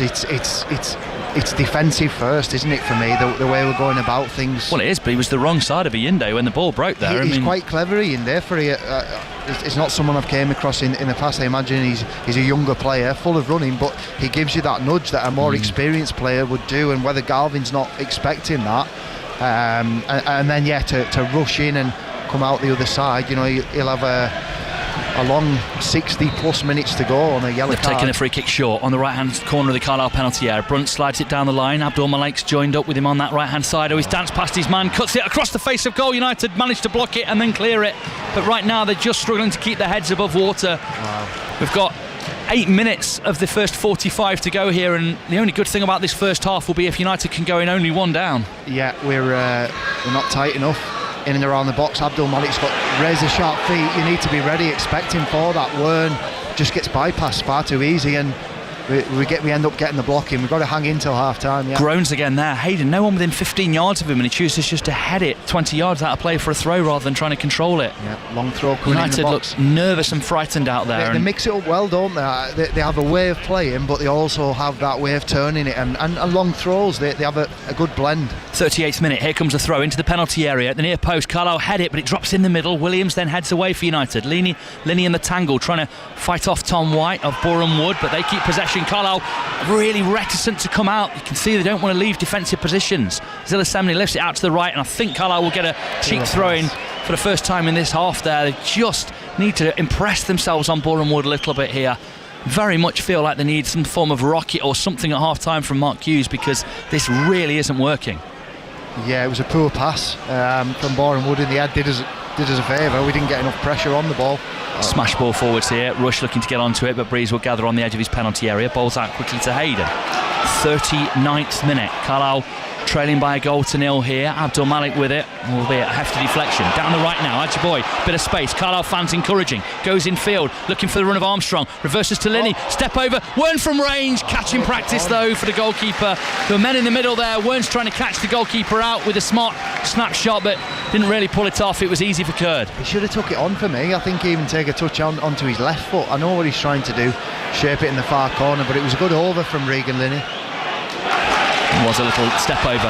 Now Whelan wins it high up for Carlisle United, who can break forwards again. Out to Linney. Time for him to show some magic. Tries to drive it his man down the left. Gets past him into the middle. Turned away, well repelled. And Carlisle looking to make sure that they keep possession on that far side. Hacked away down the line. Carlisle get the throw. Just outside the Boreham Wood penalty area, left-hand side. United eager to take it quickly and make something happen where they've got a minor purple patch. Square past McAdam. Across the centre circle in the Boreham Wood half. Feeney steps onto it. Up towards the edge of the penalty area. Gives it to Josh Williams, their attacking right back. Looking for the give and go potentially. To Ajiboy, edge of the area. Reverse ball in to Feeney. Gets the shot into the back of the net. And Morgan Feeney, the captain, scores. Unbelievable. The reverse pass to him was clever. He ran in. Everyone thought he'd cross, but he didn't. He shot at the near post and he caught out Ted Curd. And Carlisle United are level here in the 40th minute against Boreham Wood.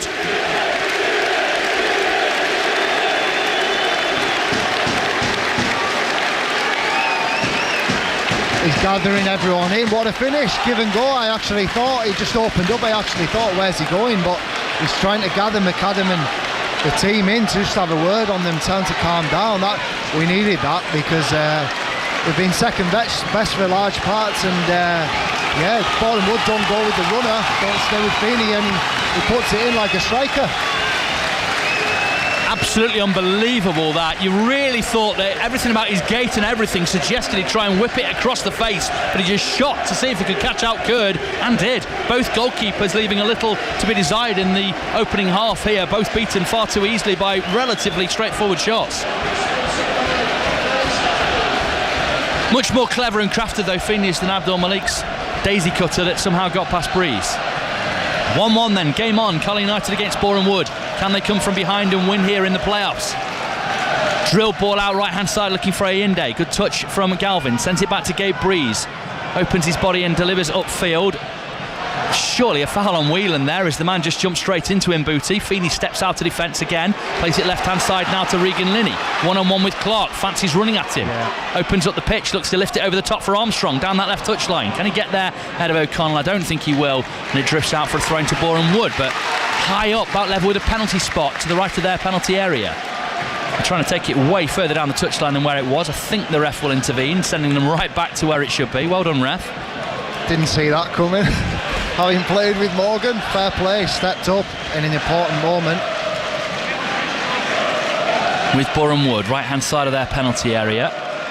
Just so casual, confident, composed on the ball, despite just having that bloody nose given to them. Ajiboy gets in and cuts out one of their attempts to come forward. Whelan should be able to get there. Ajiboy can, edge of the area, takes on the shot, look for a zinger from the edge there, but it was blocked by the backside of White, the former Carlisle apprentice, as the long ball comes down the line. Williams gets a touch on it, just needs to be careful on this right touch line. Oh, he's tried to take it through Abdul Malik. Good tackle, took the ball well, good spot the referee. Whelan probs it forwards now to Ajiboye. Further on, a bit overhit there in search of Williams, and Bush will try and jockey it a long way back towards goal, and Williams doesn't really put up much of a fight in stopping him doing it. He should have. I did well initially, Williams, to win it and get on the end of it, but just got to walk around and try and keep it in, and whether he was out of puff and just recovering. I know he's bursted forward, in fairness to him, a high intensity run, but he didn't offer up much fight, did he? Bush plays it through the lines and finds Rush coming off the front line, the central striker for Boreham Wood. Get it out to Abdul Malik again here. Rush taken out, he feels, as he was trying to break forwards for the visitors. Gets back on the ball though, combining with Abdul Malik. Back to Rush, edge of the area. Carlisle just sitting off him too far, allow him to pass square to Brunt, edge of the area. Down on the right hand side, crossing towards goal. I think it was a bit maybe of a shot from the angle actually from Clark coming forwards, and he kicks the ground in frustration. It's a goal kick to Carlisle. Sorry James, he should do a lot better. He should be hitting the target, and I feel as though if he hits that target or squares it, it's a goal for Boreham Wood. They work it really well. We're too far off, we're not close enough, and just Williams there, I don't know if he can't get his second wind or what. I know he's made a few bursts forward, but Feeney just checking, then he's alright. Maybe he just needs to get his breath back, and we just need to take our time with the goal kick if he's struggling a little bit. He does seem to be struggling a bit, maybe with the weight of trying to deal with Abdul Malik in this afternoon's game. 44th minute, Carlisle 1-1 with Boreham Wood. Feels a touch fortunate. Good play there from McAdam, getting United going forwards again. Then the backwards pass didn't feel quite necessary. Carlisle lose a bit of momentum at the end of this first half, where they're looking to maybe finish on top here, with Linney coming down the right hand side here against Dillasamne, who really wants to show him the right touchline. Drills into the middle, came off the shin of Bush, and it could easily have gone into the back of that Boreham Wood net. As it is, it goes behind for a corner, and it looks like Linney will take it. Now he's going to leave it for Whelan, is it? Whelan labouring over, maybe just trying to take it down to the last seconds of this first half. I know who's going to take it. No one seems to be over for Carlisle. Finally Whelan going over after a brief conversation with Morgan Feeney. Was it some pearls of wisdom, some clever routine that's going to open up Boreham Wood here? Or just plonk it onto my head and I'll do the rest? Whelan with the corner. Boreham Wood come out just to check that the ball's in the quadrant. I don't know why, because the lino's there. Number 8 Whelan, outswinger into that penalty area, headed away Bush. All that he's got first to all of Carlisle's corners. United recycle it though, send that cross in towards the back post again. United got up high as there, and it was a half a chance as it falls to Linney, who thunders towards goal. Only just wide, you know, the goalkeeper not troubled, so maybe 5 or 6 yards wide, but it was a heck of a strike on goal. 2 minutes time added on, and we're into them now. 1-1 on BBC Radio Cumbria Sport and 5 Live Sports Extra. It was a good hit from Linney, wasn't it? But that man, Rush, always on the end of. He's always on the end of sort of our crosses and sticking his head and defending, putting his head in where it hurts Bush, and showing his experience in the middle of the 6-yard box, being a real leader for Boreham Wood there. But it was a good hit from Linney, unlucky, it wasn't far away. Only 6'3" Bush, but there's something about his physical presence. He just sort of overawes people and gets up and wins things. Yeah, I know he's the free man in there winning it, but he's certainly been a dominant figure. Carlisle turn over the ball and drive forwards with McAdam over halfway, gives it to Linney, coming off that left touchline on his right foot. Wern, little scheming number 16 for Carlisle United, gets it, gives it to Hayden, square to Feeney. In the end it comes out to Williams on this right hand side. Ajiboye in a bit of space, a couple of men come over towards him, rolls away from one, trying to go at another. Bush gets a touch, Wern's there, tackle comes in, it's a throw-in rather than a corner. Good work back there from Tom White. Ajiboye shaping to take the throw, surely he won't, and indeed he doesn't.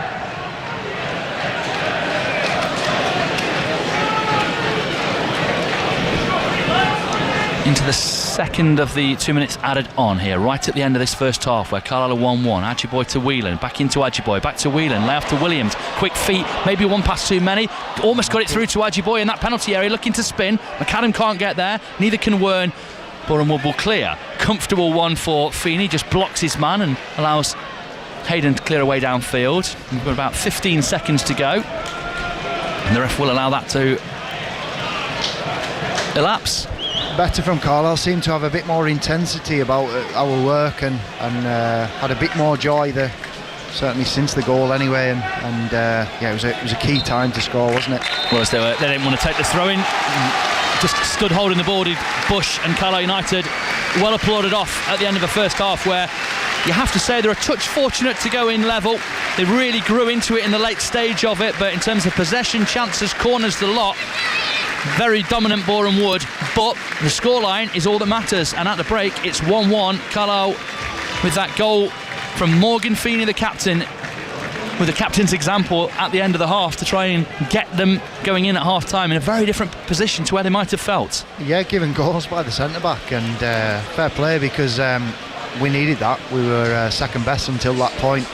And I mentioned we were passive, but you get the crowd involved, and then all of a sudden Linney's having shots. He's getting into the game a bit more, and we're more of a threat. And I think that'll give us belief in the first.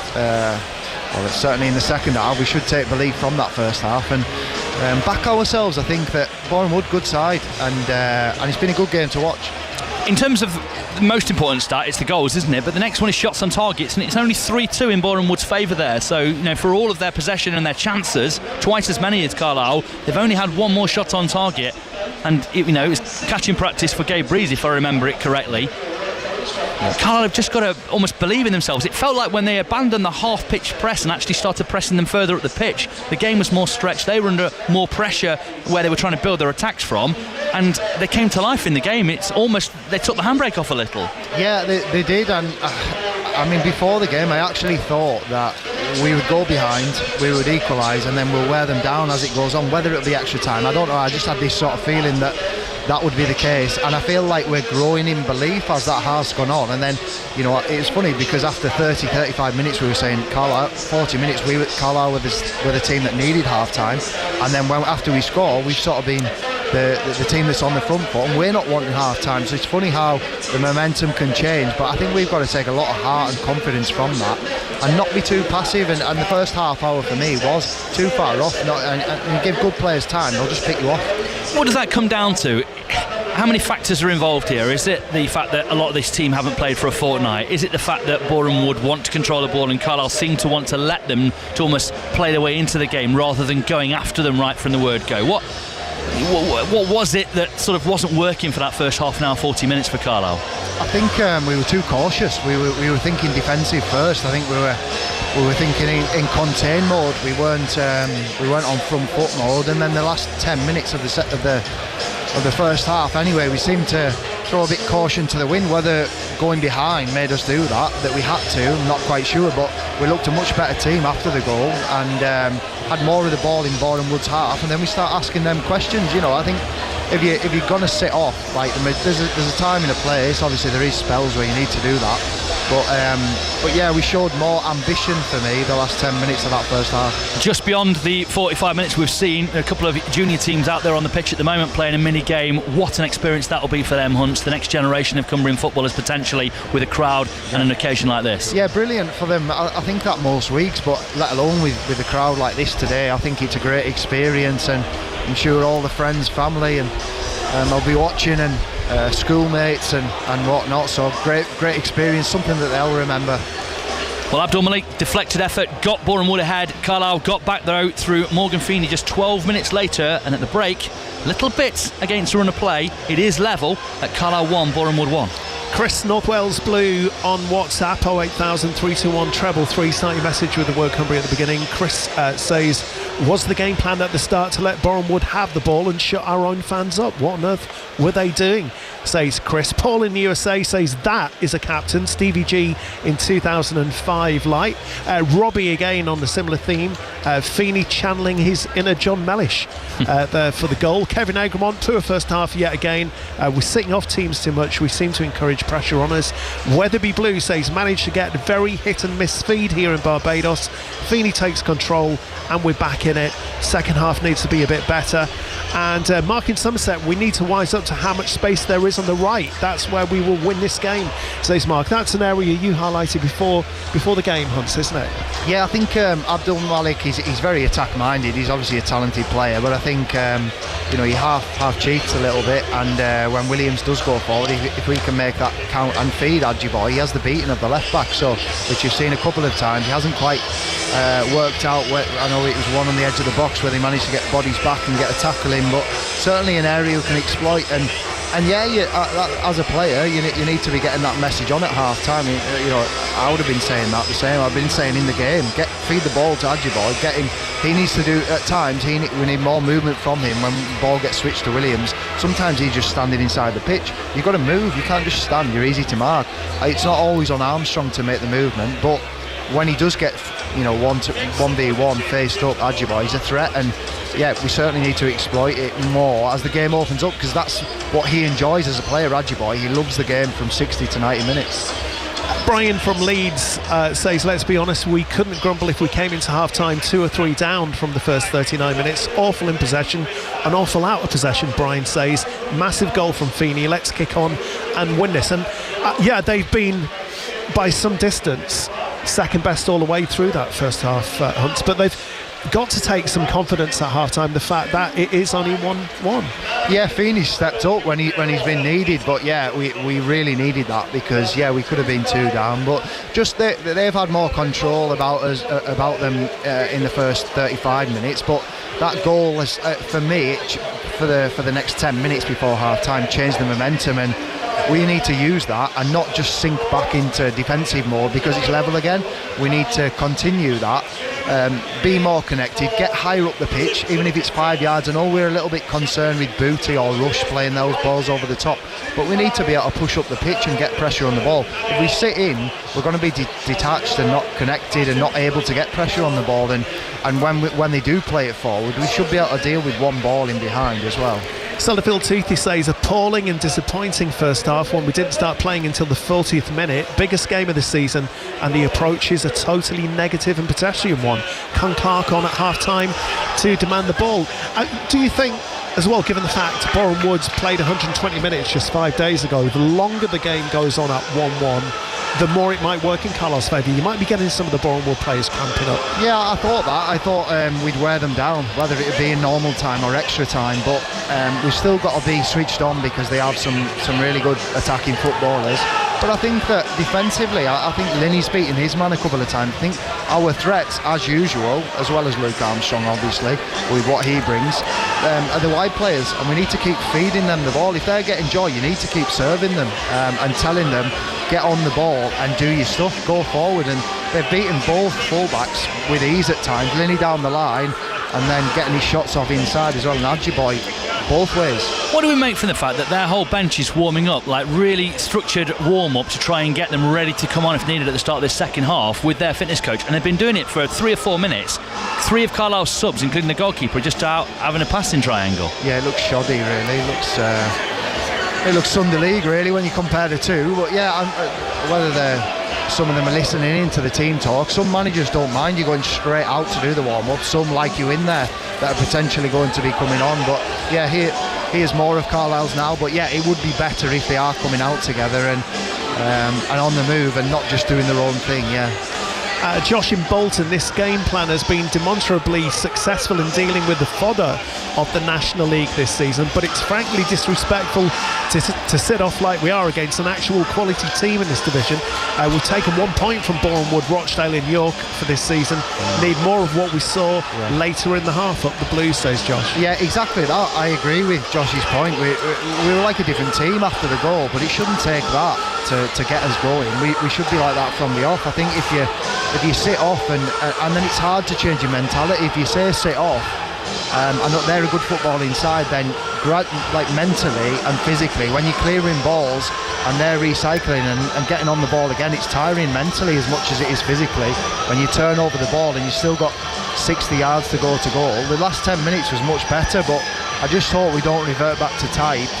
Now we've got ourselves level after the half time and go passive again, because we'll be on the back foot again if that's the case. Hunts, did it look like they were trying to do what they did against Rochdale, which was this half-pitch press, so only engage with Boreham Wood? And in doing that against Rochdale, they strangled their half the pitch, didn't give Boreham Wood space to get into. Boreham Wood seemed to have a plan for how to deal with that and dealt with it, and Carlisle seemed to abandon that, realised it wasn't working. They were still managing to get in down the sides. And so once they've actually gone up the pitch a bit more and tried to engage further up, it's become more of a game. But was it a tactic that they started with that unfortunately didn't work and they perhaps adapted? I think we normally start in like a mid sort of passive block, and it's like it's on Wern or Armstrong to go, but because Boreham Wood have looked after the ball quite well, Wern has been a lot more cautious than what he would normally be. Normally he'd go. I've seen Hughes throwing his arms together saying, why are you not going? Don't worry about White, they're holding midfield. He's often beyond Armstrong, isn't he? Yeah, he's their sitting midfield player. That's the one that you need to let Whelan or the other midfield Wern. So Wern needs to push on. Let Whelan deal with that, or McAdam's more of the holding one. You've not really got to be worried about what's behind you. If you're going to be front-footed, you need to push on, and then it's almost like there's a two pressing rather than just Armstrong.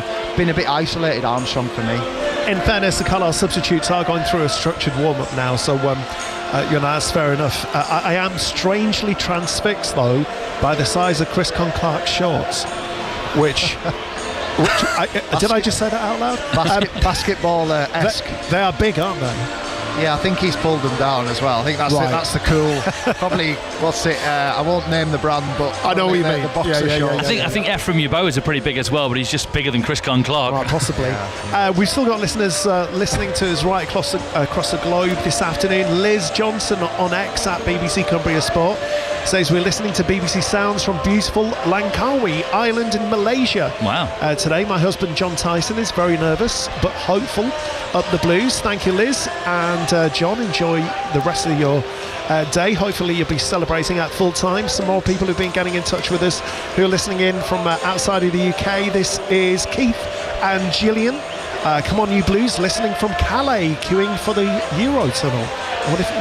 You must be heading back. We've got some listeners in the Algarve as well in Portugal. Good luck to Carlisle United from Melissa and Peter Collins at home on the Algarve in Portugal. Keep behind the team no matter how they play. I feel like we need a Carlisle social with Peter and who was it in the Algarve? That's the live social we're all interested in, isn't it?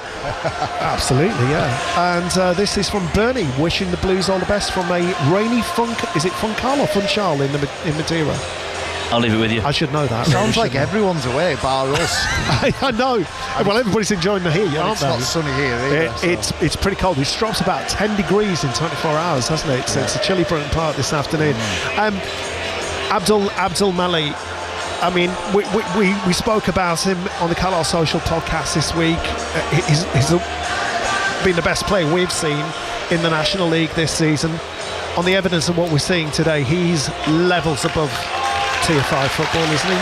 Yeah, I would say he's a good League One player, to be honest. I think he can go either way. He has that electric pace, but he also has an appetite. I know wingers like Linney, they don't really want to go back the way, but the odd time he has done a job for the team. I just like the look of him. I like his confidence. I liked how direct and aggressive he is in terms of when he's on the ball. He believes in himself and he just moves that ball, and the footwork to get past Wern when he either needs to, I know we blocked the shot, but he either needs to square it or roll it between Breezy's legs. But the footwork was brilliant to work the chance. The sad thing is he looks like out of Carlisle's reach if Carlisle did go up. I mean, I've never seen a more Peterborough signing than Abdul Malik. That's inevitably where he'll end up. Arthur's listening in southwest France. He says Boreham Wood never broke sweat in that first half. No, they didn't. Any advantage we had in terms of freshness has gone. I said we look slow until the end of that half. More intensity is needed, says Arthur. Well, the two teams are back out on the pitch. You're listening to BBC Radio Cumbria Sport live also today on 5 Sports Extra, available on your smart speaker on the BBC Sounds app and the BBC Sport website as well. Let's take you through to maybe the conclusion then. Do we have extra time? Do we have penalties on the way? It's currently level. Carlisle United 1, Boreham Wood 1, to take you through to the full-time whistle. James Phillips and the former Carlisle United skipper Paul Huntington. The sound of local football. Carlisle and Barrow, exclusively live. BBC Radio Cumbria Sport. And as we prepare to get started in the second half, the Kaiser Chiefs predict a riot playing around us. I wonder what it will be like come the conclusion of this match. Will it be a damp squib with all these Cumbrians in and only 300 or so Boreham Wood fans here? Or will it be an occasion to savour ahead of another in the capital in a week's time? You'll find out over the next 45, possibly 75, maybe even more if it's penalties, minutes here on BBC Radio Cumbria Sports and 5 Sports Extra. The referee, Martin Woods, just got his eyes on everything, making sure everyone's where they should be. Final checks around, I think, to the linos, etc. Probably waiting for the TV feed as well to get the green light, and we are underway at the start of the second half. It's 1-1, Feeney equalising after Abdul Malik had given the visitors Boreham Wood the lead, and they are underway from the kick-off. Carlisle attacking the Waterworks end, Linney looking to hook on down the line, got it all wrong, and it means that there's attacking for Boreham Wood and defending for Carlisle to do early on.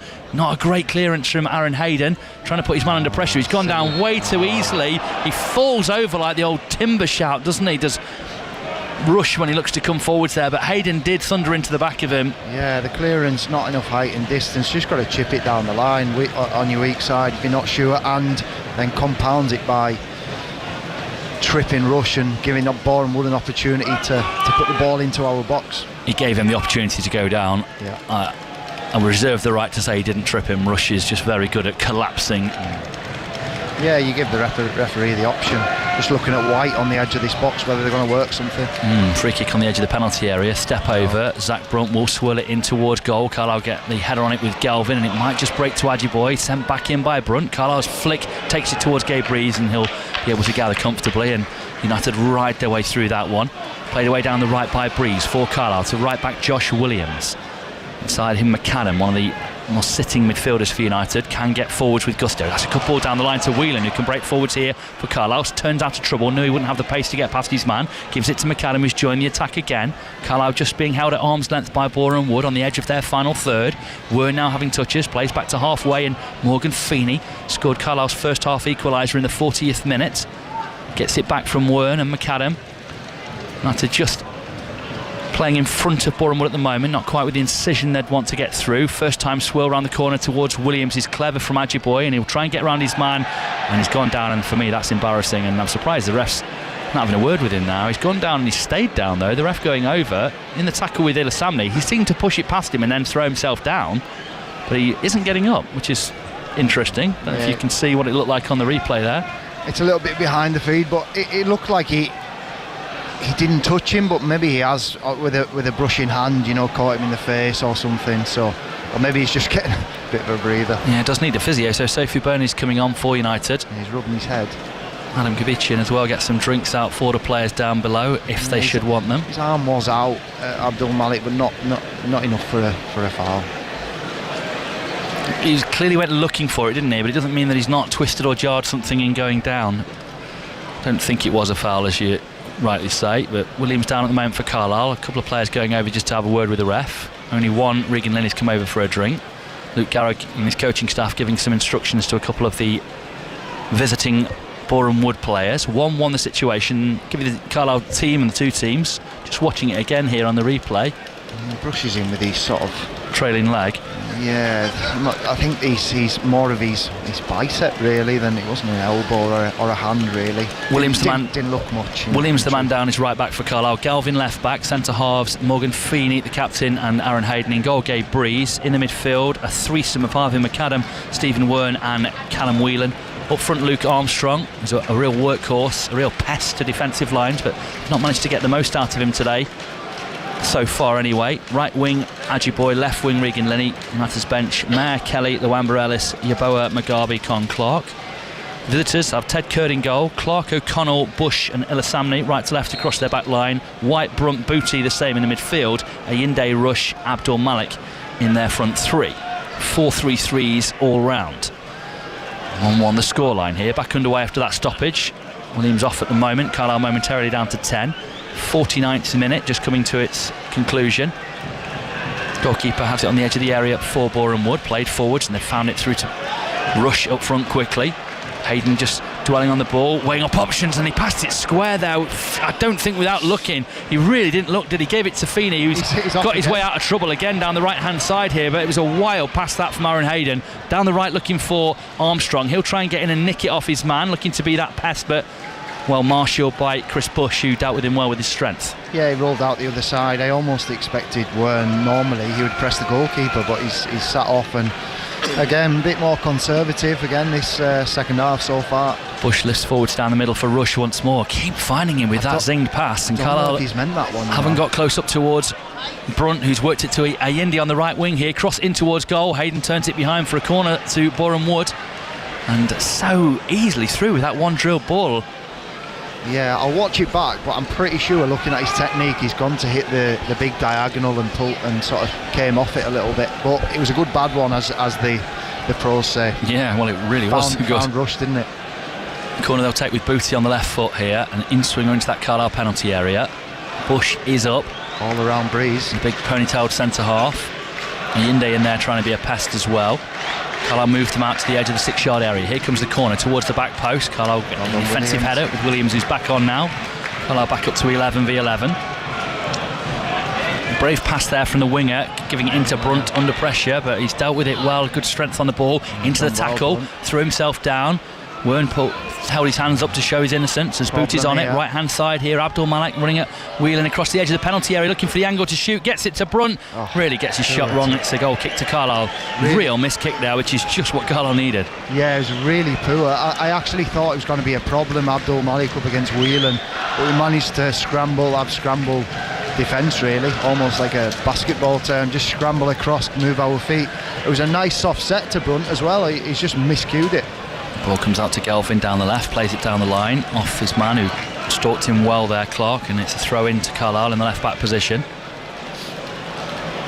McCallum tries to show for Galvin, the tall central midfielder for Carlisle, but in the end Galvin's just going to chuck hopefully down the line, it would appear. No, goes into Wern, who came off short for him, and now Galvin can crack away downfield. Can Linney get onto it? Clark hasn't, so Linney could break. Little poke through in search of Ajiboy, but Bush just stepped in and wanted it more and won it.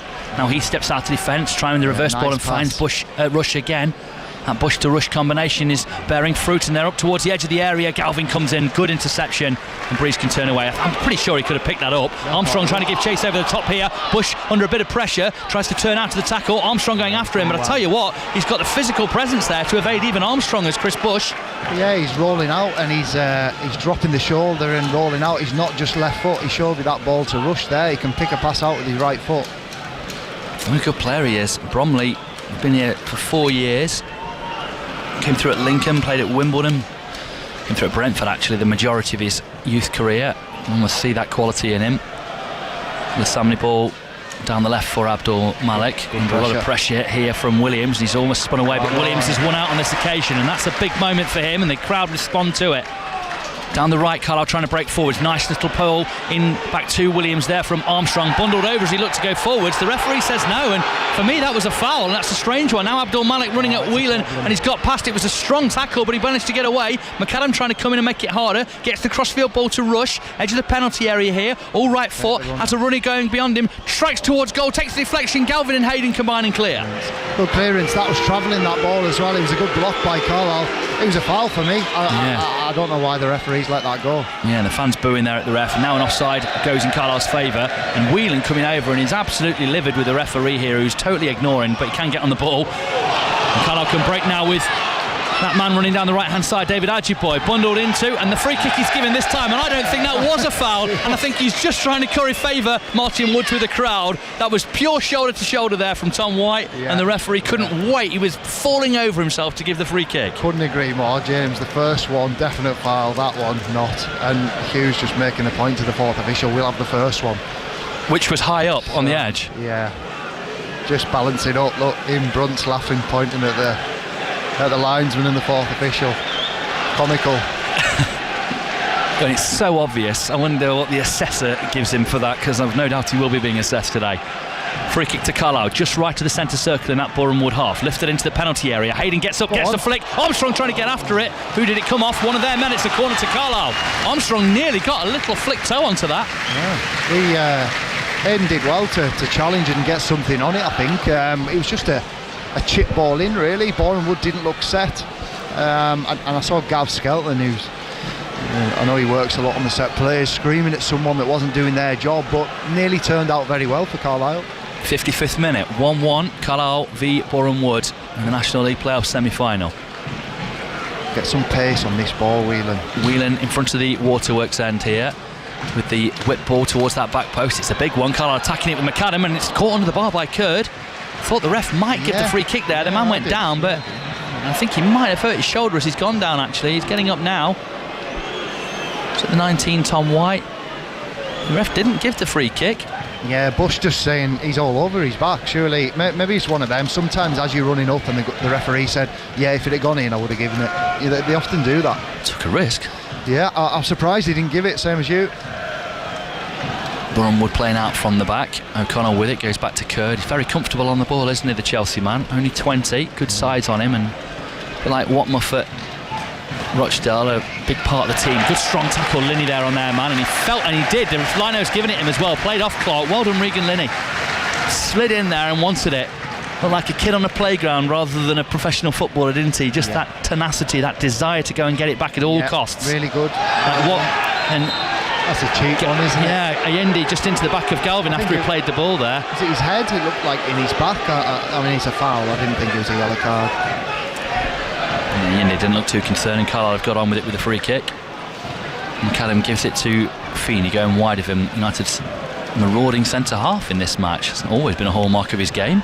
Tends to stay at the back and keep things tight for Carlisle, but perhaps having to here, a bit more total football required from Carlisle against a very digital age-looking Boreham Wood.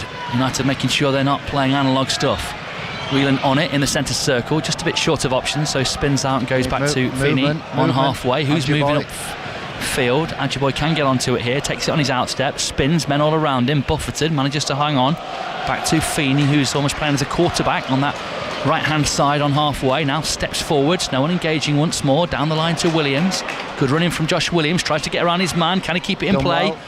Got the corner, got the cross in, but just couldn't shape it enough to stop it drifting out for a goal kick. Unlucky. I thought he'd wrapped his foot around it, but it's obviously gone behind the goal. But positive from Williams. Noticed he's got his socks right down now, which maybe feeling the pace. I know Abdul Malik normally does, but Williams didn't start that way, so whether he's feeling the pace of the game, we'll see. The regular refrain from the Carlisle fans of Mark Hughes' Blue and White Army. For listeners on 5 Live Sports Extra, as you can imagine, when you got Sparky as your boss, you find a song for him. Ball played out there. Carlisle Mark Hughes wanting them to press more. Look at Tom White falling over there. He's such a wind-up, isn't he? Yeah, it's always been like that. One of those who probably has a hooked fish in his bio on all of his social media. So ball's played across the penalty area by Boreham Wood, taking real risks. That drifter ball's gone beyond Bush, and they've overplayed. Too much fans of their own height perhaps there, and they've given Carlisle a throw in right on the edge of their penalty area here. 58th minute, towards the last half an hour. McAdam, ball down that right hand side, finds Whelan. Adjiboy with it, right touchline, running at his man. Ilisamni gets the cross in, gets Carlisle a corner, and Carlisle have really got the come on there from Boreham Wood's own casual nature. Bush having a go, a couple of White and Booty, not enough movement when on the ball, and that shows when we do go that's the first unforced error that Boreham would have made, and that's what you've got to do. You've got to be on the move and getting after these players and forcing them into, look what we've got off the back of it. Great noise from the singing section in this paddock, and the main stand we're in, so too the fans on that far side who were getting a lot of it going in the Andrew Jenkins stand in that singing section towards the Boreham Wood fans. Carlisle corner, wrapped in, man goes down, ball headed behind, another corner to Carlisle. Feeney was adamant he was fouled in that penalty area. He comes out imploring to the referee, arms out, and he's saying that he's been dragged down as he tried to move there. I wonder if the ref will spot something as this next corner comes in for Carlisle. Catching up on corners, catching up on shots, level on shots on target, possession coming more even, 60-40 at the moment, and the score still 1-1. Feeney equalising after Abdul Malik had opened the scoring in the first half. Corner in towards goal. Carlisle get up, drops towards Linney, helped under the ball by clever little nudge on him from Allende. They'll try and break down the right here. Carlisle need to get there first ahead of Abdul Malik and do. Good work, Ryan Galvin plays it back towards Gabe Breeze.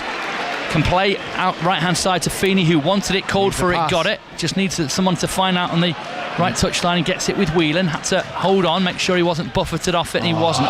Really poor pass down the line though from Feeney. Gets Boreham Wood back on the ball, deep in Carlisle territory. I think he just underhit it. He's one to go on to the next line. It was one to go into Armstrong or Ajiboy, that one from Feeney. Nice pass right through the middle of the park, and they've worked it well out right hand side here. If Clark can get to it, Boreham Wood, I'm not sure he will. Drifts out of play for a Carlisle throw, which is good news for United. Clark was on his heels, didn't expect it. Brunt frustrated, he played it into his path, he wasn't on his bike. They play it nicely through the congested areas, don't they, Boreham Wood? They are a good passing side. They're really nice to watch, I have to say. If I was watching as a neutral, I'd really enjoy the way they play. Yeah, and there's a few midfielders and sort of experienced players that get after each other and have words. Don't mind it. Well, it's somewhere between a poor clearance and no one really competing for it for Carlisle, where it engaged, lifted out towards halfway, but it was so comfortable for Boreham Wood to just pick it off, and they'll come forwards with Ilasamni down the left. No one really to hit, so it goes back to Bush, who's instigates a lot of their forward momentum from the centre of defence. O'Connell, who's the midfielder, and then did foul him. The referee, I don't know why he decided to get involved there. It was a foul from Worm, but he let it go, and then they played and they were on the ball. Yeah, they switched it out. The manager, Garrard, was wanting to just play on. If he wasn't going to give it straight away, just play the advantage. Lifted down the line, looking to get Abdul Malik in behind Carlisle here, but Feeney gets out and blocks him, then shrugs him off. Well done, Morgan Feeney. Clips away downfield, finds Whelan, spins, caught as he plays it. Whelan lifts it down this left-hand side. Great advantage from the ref. Give him credit for that one. Can Linney get around his man down this left-hand side? Clark's with him. Gets towards the byline here on that left, cuts it back right and left, drills it into the middle, picks it up again, shot towards goal, blocked. Wood tried to sort his feet out and it drifts away. Did it take a deflection? No, it's a goal kick. And it's a really poor effort actually from Worm when the ball broke to him, but the Carlisle man Whelan's had to go down again. I don't think he needs physio, but I think he is hurt from that tackle, and is the ref going to reach into his pocket for the man who went through him? And that's what the Carlisle players, in particular their captain Morgan Feeney, are asking for. Does Whelan need treatment? Linney's got the beating of Clark. That's a couple of times he's gone down the line, and he's chopped him inside almost like Abdul Malik did to Williams in the first half. I think we need to feed Linney more. I think get him on the ball, expose 1v1, because he's certainly got the better of him. Applause for Georgie Kelly going out. Definitely a man who could come out and win the game for Carlisle United in his orange bib. Jack Ellis out there warming up as well for Carlisle United. Short goal kick taken once again by Boreham Wood. 62nd minute. Carlisle 1-1 here. Very finely poised, very nervily placed as McCallum heads out. Feels like one mistake or moment of brilliance might win this game. More even though than the first 35-40 minutes that we saw in the first half. We seem to have a bit more about us and a bit more aggression on the press anyway. It just feels so peculiar, doesn't it, this sort of playoff football? Next week there'll be a presser, the usual football week, a game at the end of the weekend, but one goal here and all of that's gone. The lost week of football for Carlisle United. Yeah, important. And their fans. Stay concentrated. They're looking to get in behind Carlisle down this right-hand side. Ayende's taking it really well now, trying to just drive through. Galvin got in and made the tackle. Well done, Ryan Galvin. He's managing his yellow card well, isn't he? Yeah, it was a good tackle. He took that really well, the Boreham Wood attacker. Cameron Harper, it's a poor pass out again from Carlisle, just giving possession back to Boreham Wood. Samley just trying to get his body across the path of the ball to stop Ajiboy tackling him, and does, and they have it back in their half, on halfway, up into the midfield for White. Turns, plays it to O'Connell, right in the centre circle, crosses halfway. Well done, White. Feel he can find Clark towards the edge of the area in Ayende. Tom White trying to break forwards, little ball into that penalty area. Galvin had to be careful, and in the end I think he just got enough to bluff James Clark out of what he wanted to do there, and in the end he lost his sort of way. Lenny trying to nutmeg the ball through his man, being dragged all the way by Ayende and still trying to break through, and it's the clearest yellow card you'll see all afternoon long. He had about 3 or 4 efforts at fouling in there, and then I think the number 23 Booty ran across the top of Lenny as he was on the floor as well. Yeah, because Clark had pushed on, there was no right back. Ayende taking one for the team, clear a yellow card, drag Lenny back, but it's starting to open up a little bit the game, isn't it? It is, and Linney and Ajiboy, Linney more so in this half, Ajiboy the tail end of the first, really starting to trouble Boreham Wood. I think somebody might have trodden on his hand there, might have some broken fingers in there. I'd be very surprised if it brought him off. I'm sure he'll be alright. Luamba out warming up, so too Yeboah for Carlisle, if there were to be needed, but you desperately hope not with Regan Linney, the magic man this season for Carlisle United. Whelan lifts a free kick towards the back post. Feeney trying to get there, headed away. Underneath it, Wern on the edge of the area, stands it up, trying to keep a fighting ball. McAdam heads it on. Armstrong trying to get there, breaks towards Aaron Hayden in the area, swings with a volley towards goal, which was really agile from him. And they're going to try and clear away here with Tom White, running towards the byline.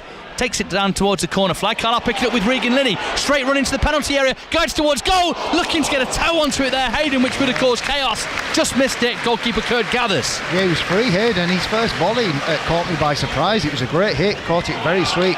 Great ball out by Bush again, diagonal. Really is. Yinde who just dragged down Linney, getting the booze from the paddock as he tries to come in from that right wing. All right foot. Always wants to go infield. Clark gets forwards a lot here down this right, but they so rarely find him. Always looking to get it out to other men than the number 15. Just keeping a bit of meaningless possession in front of Carlisle at the moment, but then Bush steps forwards here, throwing caution to the wind. Clever ball, little disguise to Abdul Malik, gets the shot, takes the deflection, might drop towards the Yinde in the penalty area, goes down in the tangle here. The free kick given Carlisle's way. I think that's pretty generous. I think they were probably both holding each other there. I'm just glad that the flag didn't go the other way. Yeah, for me it was just play on. I didn't think it was a foul either way. I thought it was just a coming together, and yeah, a little bit fortunate there, but great block from Feeney. I just think apart from him, are we getting close enough? Because that was very nearly a big problem on the edge of our box.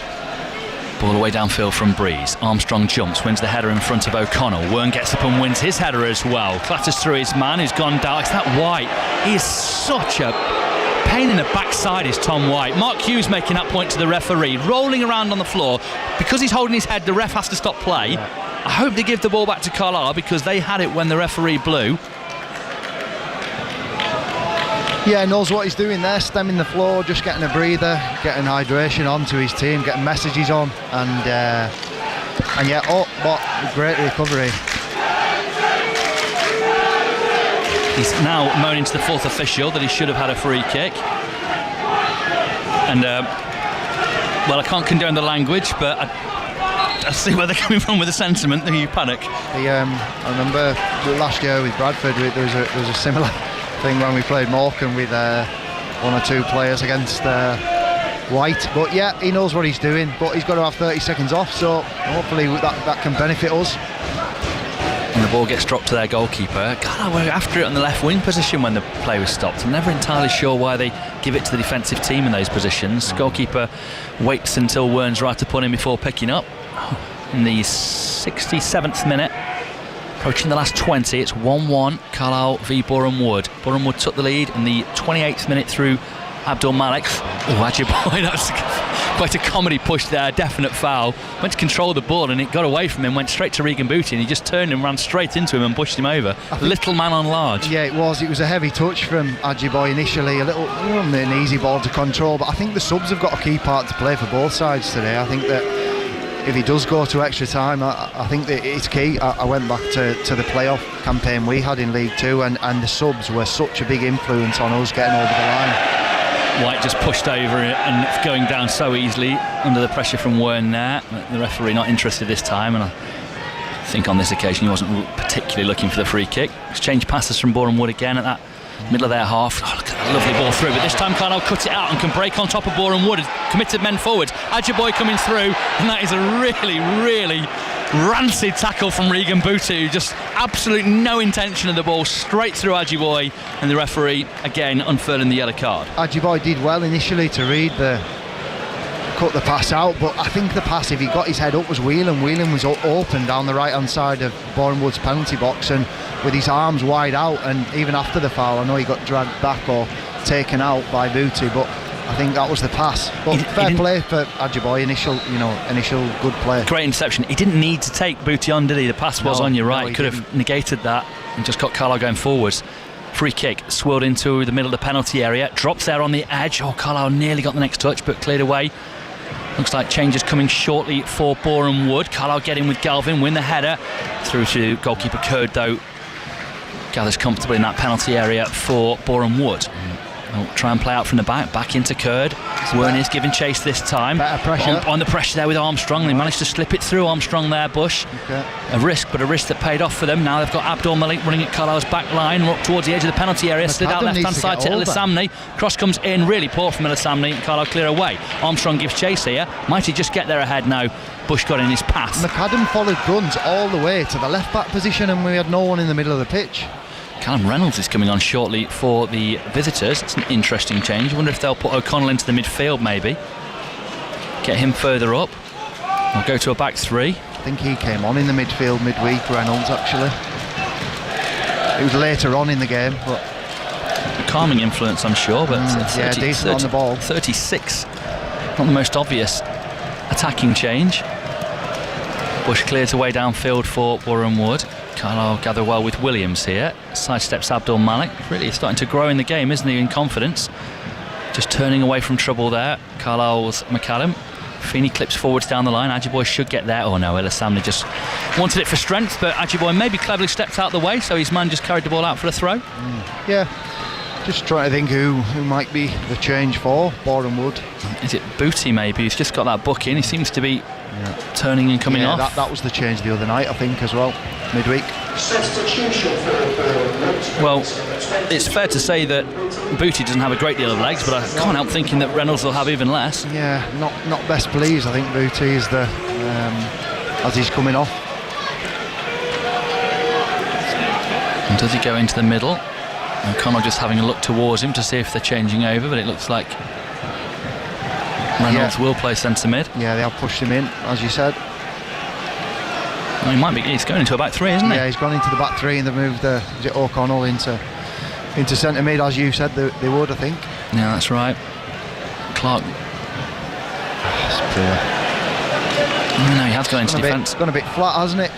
It's experience, isn't it, from Boreham Wood, the change. Obviously, he's got plenty of experience about him. He, as you said, calming influence, did a good job for the team the other night. So, just going to slot in on that right of the back two centre backs.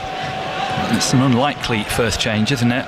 Unless they felt that they were not quite winning enough in those areas, and they've got a proper natural centre half in. That's the other thing they might be looking to get in there. Yeah. Clark plays down the right to Ayinde here, trying to come in off that right touchline, just under a bit of pressure from Linney. Played back into defence, and that's what Boreham Wood have done all around. Still 1-1, 72nd minute. Carlisle v Boreham Wood, National League playoffs. BBC Radio, Cumbria Sport and 5 Live Sports Extra. Pass. Great pass to Clark, right hand side here. A lot of space. Carlisle going to have to come out towards him here with Galvin. Carlisle intercept, kept alive on the edge of the box though. Brunt gets a touch now, finds Ayinde in space here on this right hand side, trying to run at Galvin, trying to go him left and right, gets a cut back into the middle. It's gone a long way. Carlisle get an initial block and come away there a bit fortunately, and Armstrong just gets rid out the far side. What a game he's having, Morgan Feeney. He's everywhere. That was a goal. They cut it back. He's a decent player, Ayinde. He's got a bit about him. Did you say Ipswich? Yeah. He's been good. But Morgan Feeney, was it Rush? I think the danger man got the shot away. Pulled off him, but he gets there last ditch, and that's a goal saver. He did one earlier on Abdul Malik, shooting, lining up edge of the box, threw his body on the line, got down the line of it, and scoring the goal in the first half. He's having a stormer. He admitted when talking to me in the press this week, Morgan Feeney, that much though it was great that the team got up and he loved it and he felt a part of it, etc., not being involved in the playoffs, watching you captain the team through them was something that there was unfinished business for him here. Wants to do that side of it himself as well now. Yeah, of course. He's a selfless character. He's a leader of the team, as we've seen today. He's stepped up when needed, and he's all about the team, which says a lot about him. Back in defence with Boreham Wood. Dangerous attack that though, James, wasn't it? It was. Releasing Clark, they're trying to get him forwards again here, and Calvin's tucked in, trying to help the back line to fill with. There are too many men in the middle there. There are three of them. I don't know whether Galvin needs to be right there. There are two running off here, and this is a tactic. Thankfully, Linney will get onto this one, turns it away from trouble and plays it down the line. Stayed in play though. Brunt's going to try and take it around Galvin, and he's got past him going into the penalty area out of the byline. Real danger right across the face of goal, and it's Feeney again. But the next man out to meet the ball is Clark for Boreham Wood. Carlisle managed to get in there and make the tackle. McAdam just living a little nervously the last couple of minutes, just allowing too much space. That looked like a foul. Referee felt that Whelan maybe went down too easily. Wern gets in and wins the next contact. Trying to even it up, the referee, I think. Yeah, just a funny moment or two there. Felt like a fairly simple free kick for him to give there. Whether it was enough of a foul. It's a good pass. Good ball out right hand side here. Ayinde's offside. Free kick to Carlisle, and that's a big moment there. Shouldn't keep himself Bush is starting everything from the back, isn't he? Ayinde's picking up some good pocket spaces now. He's getting on the ball. He's not just staying out wide. He drifts inside, picks up some intelligent positions. But it's because Galvin's having to babysit the centre halves. He needs to be out here. He is, but the centre half needs to speak and say, push out, I'm fine here. We're 2v1 in the middle. It's not, you know, you're holding hands there doing, you know, the centre back's job. He needs to get out to his man and not overcover, like you say. 75th minute just into. Just over 15 minutes to go. Armstrong not winning that header. Drops towards Whelan. Chance to break forwards. Wern's just inside of him. Plays it to Wern. Right hand side of that penalty area. Slams the shot in. Nearly catches the goalkeeper out. Good save from Curd in the end. Came through the bodies. Cleared away down the line. Hayden needs to get there first. He's got there second but got the ball. Gets it into Wern. Edge of the penalty area. Strong tackle. Hayden wins it back again. Now he's out of position and they'll try and break forwards with Ayinde down the right. Needs to be stopped by Galvin and was. Forced him to go back inside to Reynolds at the back. Yeah, good strike by Linney, good save. Comfortable as you'd expect to save it, but it was good. He's picking up some pocket space as well, Abdul Malik now. He's maybe not getting as much of the ball out wide, so he's drifting. Good footwork. Looks like Luamba's coming in shortly for Carlisle United. Change of wing direction for the Blues. Kelly as well. And Kelly too. You can hear what the fans think of that. 1-1 still the situation as it has been since the 40th minute when Carlisle equalised, but Abdul Malik gets the ball in a bit of space, trying to pull to the left of the Carlisle penalty area. McAdam shepherds him wide, finds the pass infield. Feeney steps in and clears. Wern can move away, but there's absolutely no one in front of him. Lays it off to McCallum. Carlisle can try and build. Just don't look like they feel comfortable dwelling on the ball, Carlisle, but they've murked it well down the right hand side now. Archibald's got Armstrong gone outside him on the right. Linney there as well. Was he fouled? It's gone down. Referee again has given the goal kick and again says it's no foul, which again is a surprise. Yeah, he's letting a lot go now. There was a pull on the arm. Whether it was enough for a free kick, you do normally see those given. Con Clark coming too for Carlisle United. 76th minute. Boreham would get us back underway. National League playoff semi-final here, the first of them, 3 o'clock for Rochdale against Scunthorpe. Just underway, Bournemouth Crystal Palace in the Premier League.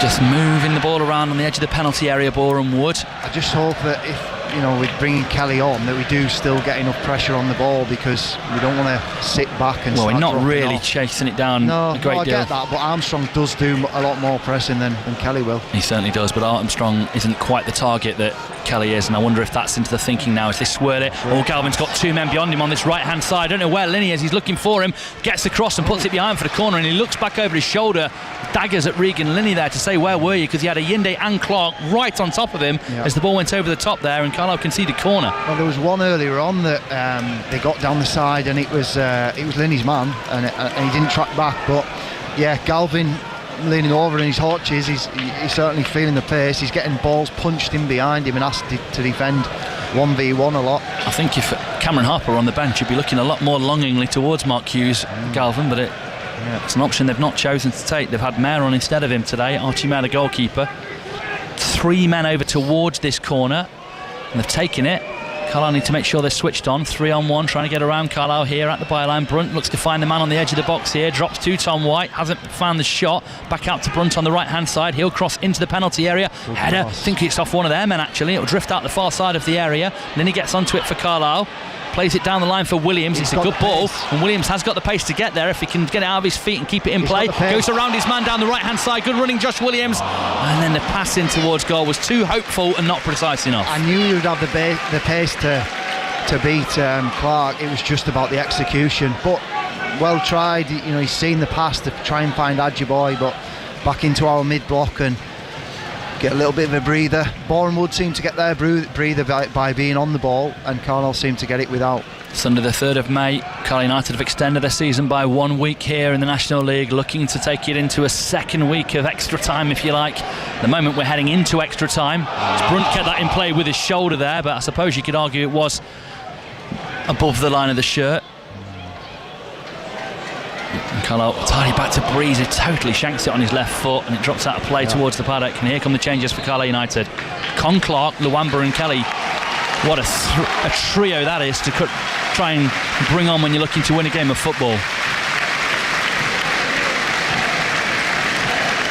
Wern has been, so Whelan off for Conclark is the first change. Wern staying on, I'm delighted with that. Not a bad game at all by Whelan, by the way, but I just think Wern gives you slightly more energy. Yeah, I think energy's key. I think in a game like this, I think, you know, potentially it could go longer than the 90 plus minutes. Thunderous applause this for the Whelan as he comes off. Real favourite for Carlisle despite not having huge amounts of game time this season. Luamba is on for Ajiboye, the other change. Ajiboye worked hard and was most productive in the first half. Certainly faded, I feel, in the second. Not had as much influence. Luamba, physical and tenacity. Sort of a clever winger, isn't he? You can see he wants to get in and attack like a striker, but doing it from that right-hand side. Great to see him back firing on all cylinders. And it is Armstrong off for Kelly, the other change. Yeah, Boreham Wood looking like they'll make a reaction change to that. But yeah, good for the energy. Hopefully they can get straight up to the speed of the game. Throwing goes over Conclark. Brunt just tries to flick it on in there. The referee, what's he doing? What's he doing? Carlisle have just won the clearance. He can't be giving them the throw-in again. He's coming over here and... Two balls on the pitch. There never was. I don't understand what he's just done. I don't think the Carlisle players do either. They had the throw-in, it went in. Was he saying the whistle wasn't blown? Maybe. Carlisle had cleared it and now they've got another throw-in on the edge of the area. It's another slightly odd choice from this referee. Carlisle get the touch and McAdam can sidestep his man. Great tackle from Brunt, but McAdam manages to ride it and keep going here. Quite short of options, but he's fed it well to Linney on this left-hand side, running at Clark, something he's been good at doing so far. Tries to run into him and go through him, manages to shrug him off the ball. Can now go into the penalty area past O'Connell, crosses into the middle, header drops towards the back post. Kelly trying to get it down, shot towards goal! Kelly scores! And Carlisle take the lead!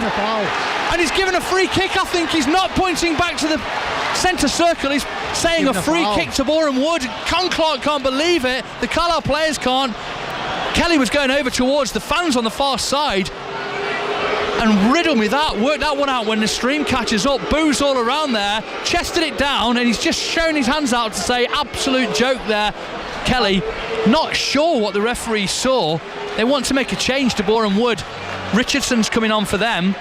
I thought he headed it back rather than chesting, but that's what Georgie Kelly brings, a bit of physicality, and he crosses in the box. He's a great finish as well on his outstep there, and he's still talking to the referee to find out why the free kick was given. I don't see anything wrong with that, to be honest. I don't know what the referee's explained to three players what he's given, but on second glance with the replay there, I didn't see anything wrong with it. The attendance 13,814. And that's including 307 from Boreham Wood. Good effort from them coming up.